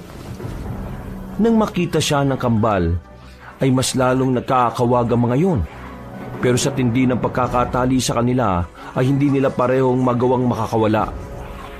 Hindi rin naman nakapagpalit ng anyo bilang abwak si Raha, dahil nangihina siya gawa ng pagkakasaksak sa tagiliran. Si Sulaiman naman kasi ay hindi pa rin sanay kung paano magpalit ng anyo. Bibihira kasi nilang gawin ang tungkol doon dahil pinipigilan sila ng ina. Habang papalapit si Mang Abet, ay dumarami rin ang mga lumulusob. Ginamit niya ang natitirang itim na asin bilang panlaban. Kasama ang pisikal na lakas na siya naman pinapamalo sa mga lumilipad na abwak, pati na rin ang gumagapang sa ilalim ng lupa. Sige, lusob! Sugod lang ng sugod, mga hayop kayong abwa kayo! Malakas siyang pinalo ang ulo ng isang taong uwak. Sa tindi ng pagkakapalo ay pumutok ang bungo nito. Sabay talsik ng malapot na dugo at utak. Napangiti siya, pero bago pa makatuloy sa kambal ay 2 taong bayawak naman ang sumugod. Napatras si Mang Abet habang winawasiwas ang 2x2. Hindi rin nagpaawat ang 2 aswang dahil pinanlaban ng mga ito ang makaliskis nilang buntot. Nabuwalang albularyo at nabitiwan niya ang pamalo, kaya sinamantala to ng 2 aswang. Gumamit na lang siya ng swerte at dumampot ng kung ano. Sa kanan ay lupa at sa kaliwa naman ay matigas na bato. Tumama sa mukha ng 2 aswang ang lupa kaya napatras sa mga ito. Dahil dito ay nakakuha ng magandang pagkakataon ng Ginoo. Lumusob siya sa ilalim ng isa sa mga abwak at pagkatapos ay kinuha niya ulit ang 2x2. Dito ay bigla siyang nakaisip ng kalokohan. Gamit ang pamalo ay hinampas niya ng malakas ang pagitan ng binti ng aswang. Tinamaan ang pinakaiingatang parte ng katawan nito na naghihiyaw sa sakit. Tumayo siya na tuwang-tuwa, saka pinalo ang isa pang aswang sa ulo. Pagkatapos ay tinakbuhan niya na ang mga ito. Nang makalapit na siya sa kambal ay una niyang kinalagan si Sulaiman. Nang makakawala na ito ay saka siya tumindig at naging alerto sa paligid.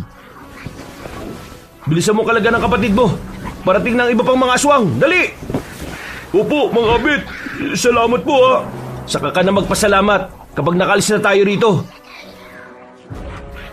Nakarinig na sila ng huni ng mga taong uwak sa himpapawid.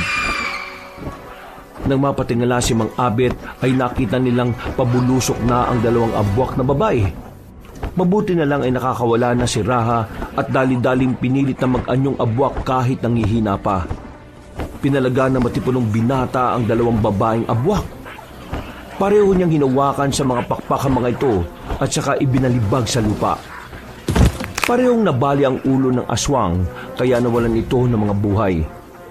Napalhod naman ang matipunong aswang pagkatapos nito habang sumusuka ng dugo. Ayos ka lang ba, Ra? Oo, ayos lang ako. Huwag mo na munang pilitin ng sarili mo mag-anyong abwak ha. Baka kumapano ka pa. Saka na kayo magkumustahan. Tara na, doon tayo. Babalikan ko yung bata. Sumunod na magkapatid na inaalalayan ng isa't isa. Sakto naman na sumalubong sa kanila ang 2 taong bayawak na pinalo ni Mang Abet sa ulo at sa maselang parte. Galit na galit ang mga iyon na nagmamadaling sumugod. Mabuti na lang ay muling ginamit ni Raha ang kanyang lakas. Magkasabayan niyang sinuntok sa tiyan ng 2 kalaban. Tumagos ang kamao niya sa likod ng mga ito at pagdukot ng mga kamay niya ay pareho yung humandusay sa sahig. Napasok na naman ng dugo ang matipunong aswang pero wala silang nagawa kundi umasa sa lakas nito. Parami na kasi ng parami ang mga abwak sa paligid at umaalingaw-ngaw ang paghiyaw ng takot at saklolo ng mga taong walang kalaban-laban. Pagbalik nila sa gilid ng mayabong na puno ay napatanga si Mang Abet dahil wala na ang batang iniligtas niya kanina. Oh, saan na nagpunta yung batang yun? Sabi ko wag siyang aalis dito eh. Mang Abet, sa taas po ng puno. Nang mapalingon silang 3 doon, ay kitang-kita nila kung paanong lamunin ng buo ng taong bayawak ang walang kalaban-laban na bata. Kalahati na lang ng katawan nito ang natitira. Hawak-hawak pa noon ang supot na may lamang itim na asin. Napakuyom ng kamao ang albularyo kaya galit niyang binato ang nasabing aswang na napatingin sa kanila. Nahulog din ang itim na asin sa kamay ng walang buhay na bata at nasa leyon ng Ginoo. Pagdura ng halimaw sa natitirang katawan ng kaawa-awang biktima ay saka yun lumusob sa kanila. Pero galit itong hinagisan ni Mang Abet ng itim na asin. Napuwing at nagkakakawag sa init ang kalaban kaya hindi na rin nag-asaya ng oras si Raha. Sinuntok niya sa ulo ang aswang. Buta sa mga mata nito na humandusay sa lupa. Lumagpak ang walang buhay nitong katawan sa tabi ng natitira pang parte ng katawan ng batang biktima. Dahil dito ay nakaramdam ng inis si Mang Abet. Napakuyong na naman siya ng kamao at napakagat ng labi hanggang sa magdugo yun. Samantalang si Raha ay unti-unti nang bumabalik sa pagiging tao dahil sa sobrang panghihina. Pero pinipilit niya pa rin ang sarili na makalakad dahil ayaw niyang maging pabigat. Bakit ko pa kasi siya iniwan eh? Mga Abet, tara na po. Saan po tayo pupunta? Uuwi na tayo sa bahay. At lahat na makikita niyong tao na pwedeng tulungan, isama niyo. Ligtas sila sa bahay dahil hindi makakapasok roon ng mga abwak. Sige po. Nagmadali na nga silang makauwi ng bahay at malayo pa lang sila ay naririnig na nila ang boses ni Aling Betcha. Halatang nakikipagsagupa rin ng ginang at tinutulungan ng ibang tao na nakikipaglaban sa kanilang mga buhay. Aling Aloha! Aling Abuela! Aling Buenas! Madali ho kayo! Pumasok kayo rito sa ginawa kong bilog na buhangin! Mas ligtas dito! Mahal, nandito na rin kami! Madali kayo! Tara na! Dali-dali nga rin silang tumakbo sa inukit na bilog na buhangin ng babaylan. At pagkatapos ay inabot ng ginang ang bag ng kanyang asawa, saka nila hinarap ang mga kalaban na paparating. Si Aling Betcha ay nagwisik ng kakaibang langis na may halong halamang gamot. Nang tamaan nito ang pakpak ng mga babaeng abwak, ay kaagad na nagliyab ang mga ito na parang sinusunog. Humiyaw ang mga halimaw bago bumagsak sa lupa at pagkatapos ay sabay-sabay silang nangisay-ngisay hanggang sa mamatay. Si Mang Abet naman ay pinunterya ang lalaking abwak na nagtatangkang lumusob mula sa ilalim ng lupa. Pero hindi nito nagawa dahil tila matigas at solidong pananggalang ang ginawang pamilog sa buhangin ng babaylan. Lumabas ulit ang halimaw na nasa ilalim ng lupa. Nakagad namang hinagupit ng albularyo ng kanyang buntot pagi. Nagliyab kagad ang likuran ng taong bayawak at tinangka nitong tumakas. Pero muli siyang hinagupit ng Ginoo hanggang sa madapa na siya at tuluyang mag-apoy ang katawan at matupok ng apoy. Habang patuloy na nakikipaglaban, ay biglang nawala ng bisa ang pabilog na buhangin. Dahil sa nagtutulakan ng 3 tsismosang kasama nila, sa takot ni na Aling Aloha, Aling Abuela at Aling Buenas ay nasira nila ang pabilog. Wala na tuloy na gawa ang lahat kundi ang tumakbo pabalik sa loob ng bahay. Ang ilang tao rin na natatawa sa kanila ay doon din tumuloy para makaligtas sa paglusob ng mga abwak. Marami na silang napatay, pero sa kabila nito ay tila tuloy-tuloy pa rin ang pagdating ng mga kalaban na parang walang katapusan. Ang ilang mga bahay ay nasusunog na. Marami na rin ang naging biktima ng mga aswang. Ang hiyawan ng mga taong nagmamakaawa at tumihingi ng tulong ay tila umaalingaw-ngaw sa buong baryo. Mula sa bintana ay nanlulumang pinagmasdan ni Mang Abet, Aling Betcha, Raha at Sulaiman ang kaguluhan sa labas. Ano na pong gagawin natin? Siguradong hindi sila titigil hanggat hindi nila kami nakukuha ni Raha. Total, tayo naman ang kailangan nila. Kaya harapin na natin sila, Sulaiman. Gawin na natin ang gusto nila. Pasensya na, Raha, pero hindi ko kaya eh. Ayaw ko maging katulad nila. Pero ito lang ang tanging paraan para matapos to. Tama ang sinabi mo. Dapat naman talaga na sa una pa lang ay naisip nyo na yan. Hindi kayo nagpunta rito sa baryo namin, hindi magkakaroon ng gulo. Anong ginagawa mo rito? Abet naman, hindi ako ang kalaban dito. Ang 2 kambal na yan na kinupkop nyo ni Betcha.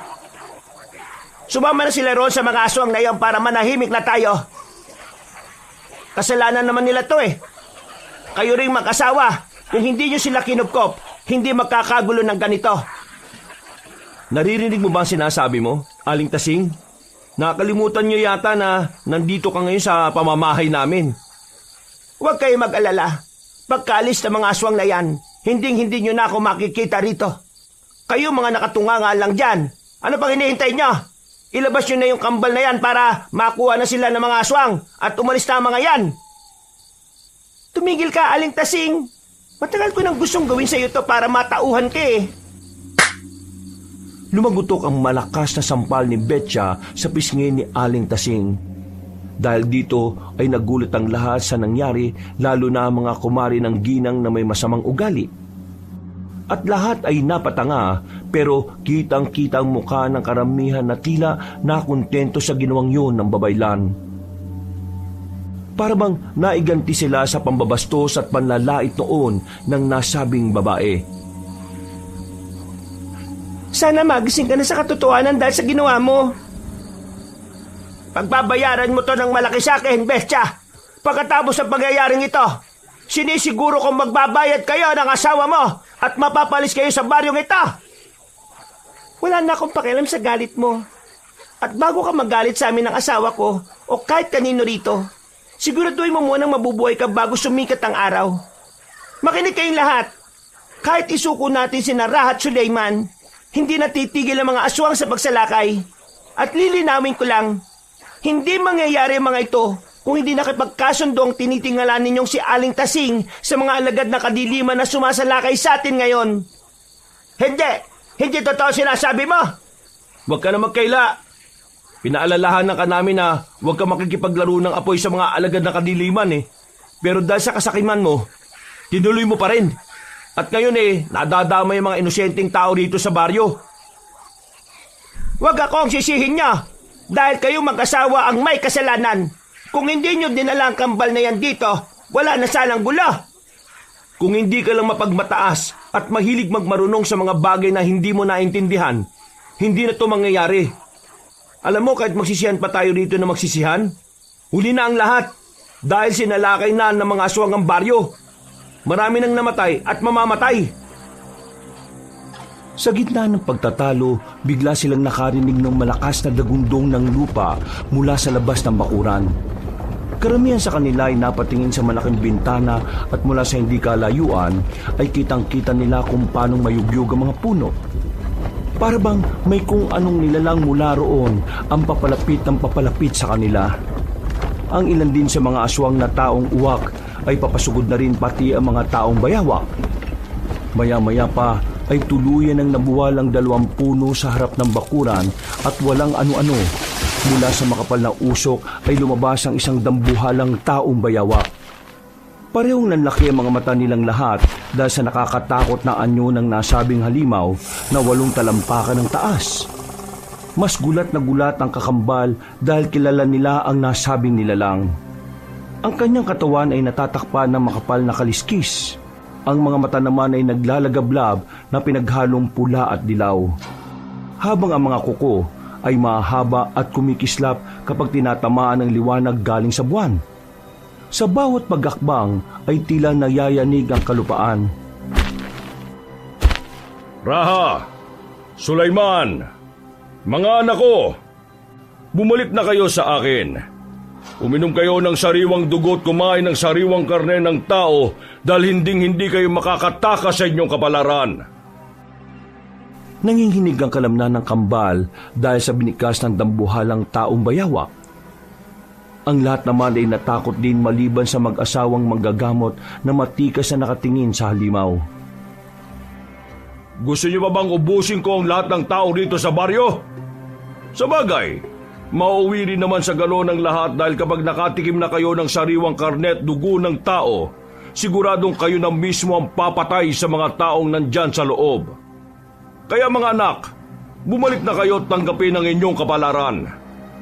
Huwag kayong tumulad sa nanay niyong matigas ang ulo para hindi na tayo humantong sa kamatayan. Pinatay mo ang nanay namin, kaya hindi kami tutulad sa iyo o sa inyo. Alimbetsa, mga abit, ayoko pong sumama sa kanila. Ayoko maging aswang. Ayoko maging katulad nila. Umiiyak na yumakap si Sulaiman kay Aling Betcha at nang makita ito ni Lakan ay lalo siyang nanggalaiti. Kung ganon, uunahin kong patayin ang mga taong yan bago ko kayo hilahin pabalik sa kuta. Umalulong ng malakas si Lakan na sinundan din ng kanyang mga alagad. Natakot naman ang lahat ng taong nasa loob ng bahay para sa kani-kanilang mga buhay. Pagkatapos ng nakakakilabot na alulong, ay mabilis na sumugod si Lakan. Pero pagpasok niya sa bakuran, ay biglang nagliyab ang mga kamay niya at nasunog. Ngumisi siya at tumingin sa mag-asawang manggagamot na nakangisi rin sa kanila. Ha! Aba, mukhang galing sa lumang kalaban ng salamangkang ginamit nyo ah. Bibihira ang may kakayahang katulad sa inyo. May matinding pangontra laban sa katulad kong matataas na uri ng aswang. May alam ka rin pala sa mga salamangkang damuho ka. Karispe-respeto ka rin pala kahit papaano no? Lakan ang pangalan ko. Salamat at tinanggap mo ang kaalaman ko sa lumang salamangka. Kaya alam kong batid mo rin na limitado lang ang ganitong klase ng kapangyarihan. Mga magigiting kong alagad, isakripisyo niyo ang inyong buhay para masira ang harang sa bakuran ng albularyo. Nang sa ganun mangyari ang gusto natin. Kukunin natin si Ra at Sulaiman at gagawing isang matatag na mga buwak. Sabay-sabay na umungol ang mga taong uwak at taong bayawak, at pagkatapos magkakasunod silang lumusog. Hindi nila alintana ang nakamamatay na pananggalang sa bakuran ng mag-asawang manggagamot. Mula sa loob ng bahay ay kitang-kita ng mga tao kung papaanong mag-abot ang mga aswang sa pagpupumilit na pumasok. Sa kabilang banda ay tuwang-tuwa naman si Aling Tasing sa pag-aakalang magagapi ang lahat ng mga kaaway. Ang tatangan nila! Magpapakamatay silang lahat kahit na alam nilang hindi sila makakapasok. Ang galing nyo talaga, Abet at Betcha. Sana magbati-bati na tayo. Ano kayo ngayon mga aswang? Kahit nambuhala ka pa, wala kang magagawa. Sa tingin mo ba isasakripisyo ko lang sa wala ang mga tapat kong alagad? Maghintay ka dahil malapit na masirang pinagmamalaki niyong harang laban sa mga aswang. Abet, Betcha, anong sinasabi ng dambuhalang halimaw na yan? Lahat ng kapangyarihan ay may tamang balanse. Ibig sabihin, ang kapangyarihan ng harang ay limitado lang para higit 50 aswang na sabay-sabay ang sumalakay. Kapag nagtagal pa ang ganyang ginagawa nila, hindi magtatagal masisira na ang harang.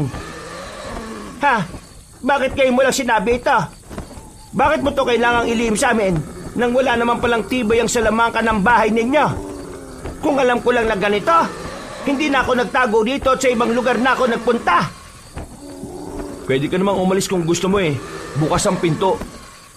Hindi ko na kailangang gawin yon dahil isusuko ko na lang ang mga anak ng dambuhalang yan.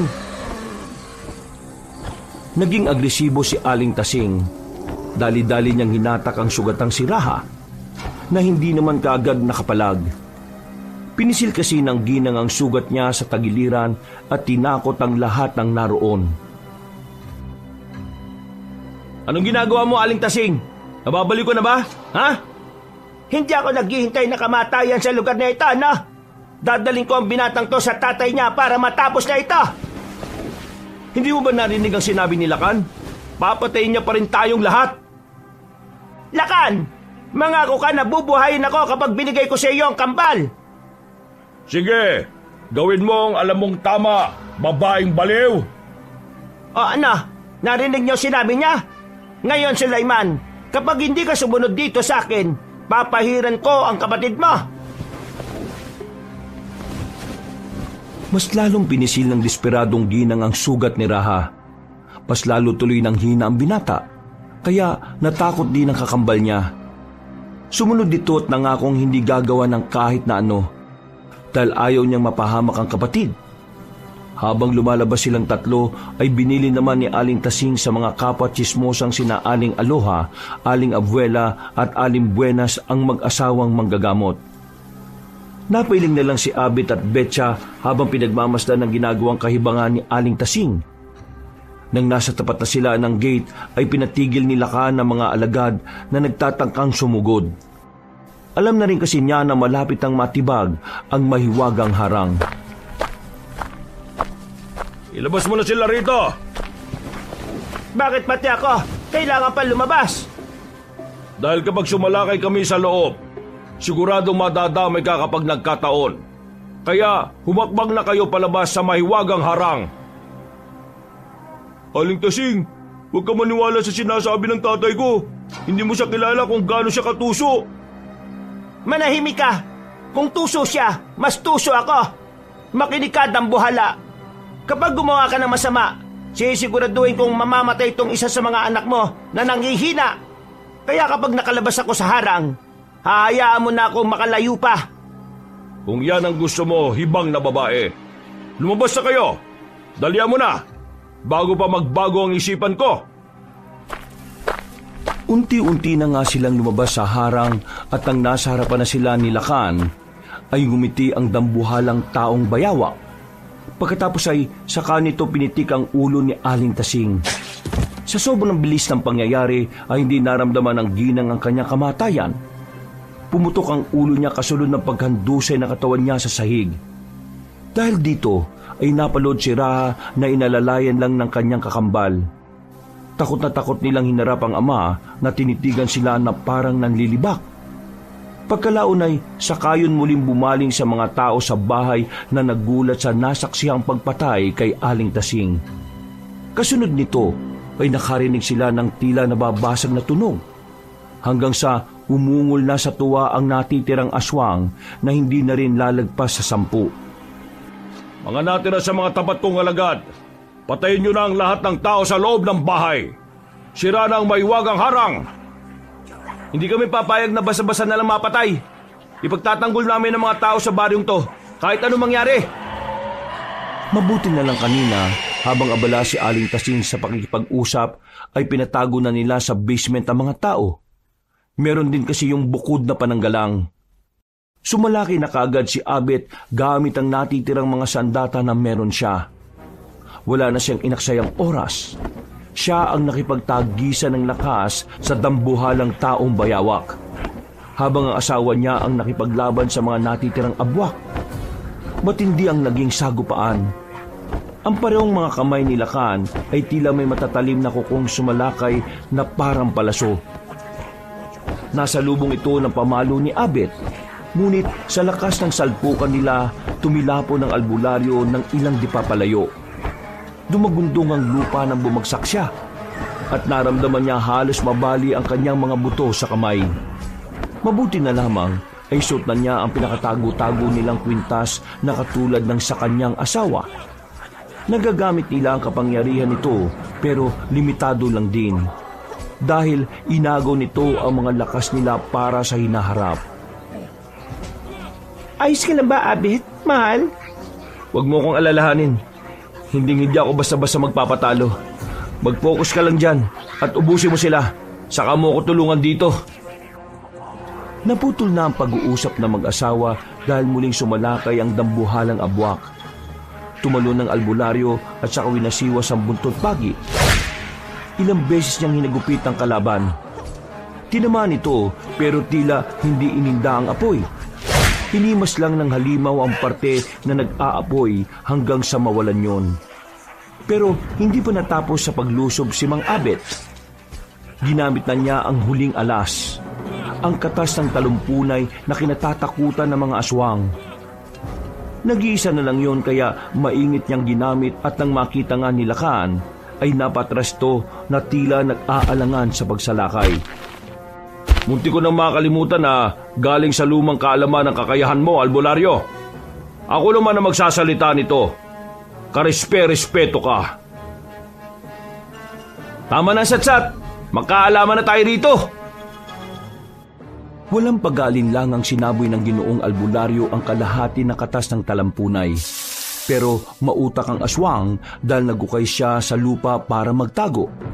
Subalit hindi naman ito pinahintulutan ni Raha. Kahit nanghihina ay pinigilan niya si Lakan. Nagpalitan niyo siya bilang abwak at kinapitan sa paa ang sariling ama. Mang Albert, magsaboy ka na, bilis! Pero paano ka? Lumayo ka dyan. Wala nang oras, bilisan niyo na! Habang hindi pa siya nakakalubog ng gusto, dali! Baka pati ko mapahamak eh. Wala na akong pakialam. Basta mapatay ko lang ang pumatay sa nanay namin. Kaya, pakiusap, gawin niyo na ang mga abit. Dahil dito ay wala nang nagawa ang Ginoo kundi sundin ang kagustuhan ni Raha. Isinaboy niya ang natitirang katas ng talampunay at dumiretso ito sa hita ng dambuhalang abwak na pilit kumakawala. Tinamaan din si Raha sa braso at unti-unti yung natunaw. Mabuti na lang ay dumating kagad si Aling Betcha at walang pag-aalinlangang pinutol ang braso ng binata. Pareho silang dumaus-os at sumama kay Sulaiman na nakatanga lang sa mga nangyayari. Hindi nila nakita kung anong nangyari kay Lakan pagtayo nilang lahat at wala na ito. Tapos na. Patay na ang tatay. Wala na siya. Umalis na kayo. Nandyan siya sa ilalim nyo. Bago sumulpot si Lakan para sakmalin sila, ay nagawa na kagad ng paraan ni Aling Betcha para makaalis sila. Pagsulpot ng dambuhalang halimaw, putol na din ang kanang kamay nito na nagdurugo pa. Galit na galit tong nakatingin sa kanila habang humihingal. Tuluyan namang nawala ng malay si Raha na naputol na rin ang kanang kamay habang nasa anyo pa ng tao. Patuloy na tumatagas ang dugo niya na kaagad tinakpan ng piraso ng damit si Aling Betcha habang inuurasyonan. Akala niyo uubra sa akin ng mga ganyan? Sa tagal ng panahon kong nilalabanan ng mga gumagamit ng makalumang sandata, sa tingin niyo ba hindi ko pa alam kung paano yang kontrahin? Ngayon, ako naman, umanda na kayong lahat na mamatay! Mabilis ang sumunod na mga pangyayari. Sa galit ng dambuhalang aswang, hinampas niya si Abet gamit ang buntot niyang mahaba at balot ng tinik. Tumama ito sa dibdib ng albularyo at kagad siyang bumagsak na duguan. Hindi kagad nakatayo ang Ginoo dahil ramdam niya ang mga nabaling buto sa paa. Abet! Diyos ko po! Gumisi si Lakan at saka sumugod kay Betcha. Dinakma niya ang babaylan sa buhok at hinagis tumama ang ginang sa dingding ng kanilang bahay dahilan para mabuwal yun. Na mabuti na lang din ay suot niya ang kwintas na siyang proteksyon. Pero napaubo pa rin siya ng dugo sa lakas ng ginawa ng kalaban. Hindi rin siya kagad nakatayo at pinagmasdan lang ang dambuhalang taong bayawak. Nadahan-dahan siyang lumapit kay Raha at Sulaiman. Mga anak, tanggapin niyo ang inyong kabalaran. Tikman niyo ang laman ng tao pati ang sariwa nilang dugo. At makakaramdam kayo ng lakas na hindi niyo pa nararanasan sa buong buhay ninyo. Kitang-kitang takot sa mukha ni Sulaiman habang nakayakap sa kambal na walang malay. At dahil sa takot na yun, kaya napayak na lang ang malusog na binata na hindi na rin niya alam ang gagawin. At bago tuluyang maabot ni Lakan ng kambal, ay pilit na bumangon si Abet. Hinawakan niya ang kwintas at ginamit ang lahat ng lakas niya para matalo ang kalaban. Sinabayan to ng matinding orasyon ng kanyang asawa hanggang sa tila magliwanag siya. Dinampot niya ang batong kasing laki ng kanyang kamao at dito niya ibinuhos ang lahat ng kapangyarihang naipon mula sa kwintas at sa orasyon ni Aling Betcha. Buong puwersa niyang binato ito at sa sobrang lakas ay hindi rin namalayan ni Lakan na tumagos na sa dibdib niya ang nasabing bagay. Bumulwak na lang ang itim na dugo sa kanyang dibdib habang unti-unting naghihingalo. Hindi ako pwedeng mamatay. Hindi pwede. Tanggapin niyo na lang ang katapusan niyo. Talo na kayo. Raha, Sulaiman. Pagkapang na lumapit si Mang Abet, bitbit ang buntot pagi at nang nasa tapat na siya ni Lakan ay sakto niya tong hinagupit dahil wala ng lakas. Nang dumampi sa balat ng dambuhalang abwak ang nasabing sandata, ay unti-unti nang nagliyab. Napahiyaw ng husto ang aswang at nagkakawag pero sa huli ay tuluyan na tong nawala ng buhay. Lalong napayak ng husto si Sulaiman habang may na niyakap ang kapatid. Kitang-kita niya kasi kung paano silang pagmasdan ng ama bago tutupukin ng apoy hanggang sa maging abo sa kawalan. Abet, mahal, ayos ka lang ba? Tapos na talaga asawa ko. Yung pangako mong 1 linggo tayong maglalabing-labing Ay naku, puro ka talaga kalokohan. kahit kailan. Asawa ko? Oo na, tutuparin ko na yung sinabi ko. Basta mabuhay ka lang at magpagaling ka ng gusto. Nangihinang humandusay sa lupa si Abet. Duguan ang kanyang katawan at maraming nabaling buto pero tagumpay naman nilang natalo ang mga abwak. Hindi lang nila nailigtas ang kambal kundi pati na rin ang buong baryo organiko. Pagkatapos ng insidenteng yun ay marami nang humingi ng tawad sa mag-asawang manggagamot. Dahil sa katawan ng tiwala pero hindi naman nagtanim ng sama ng loob ang dalawa. Napasalamat din ang kambal dahil tuluyan na silang matatahimik na magkapatid. Marami man ang nagbuwis ng buhay pero masaya pa rin ang kinalabasan ng lahat dahil natuto ang bawat isa sa pagkakamaling tinulungan din ni Mang Abet at Aling Betcha at sina Raha at Suleyman. Natuluyang makakalaya sa pagiging isang abwak. Maraming proseso ang nangyari at umabot pa ng halos ng 5 taon bago tuluyang makalaya ang kambal sa sumpa. At nang maging normal silang mga tao, ay naging mga apprentice sila na mag-asawa. Si Raha bilang isang albularyo at si Suleyman naman ay bilang isang babaylan. Sa pagdating ng panahon, ang kambal na manggagamot na ang tumulong sa mga baryong sinasalakay ng mga aswang. Wakas,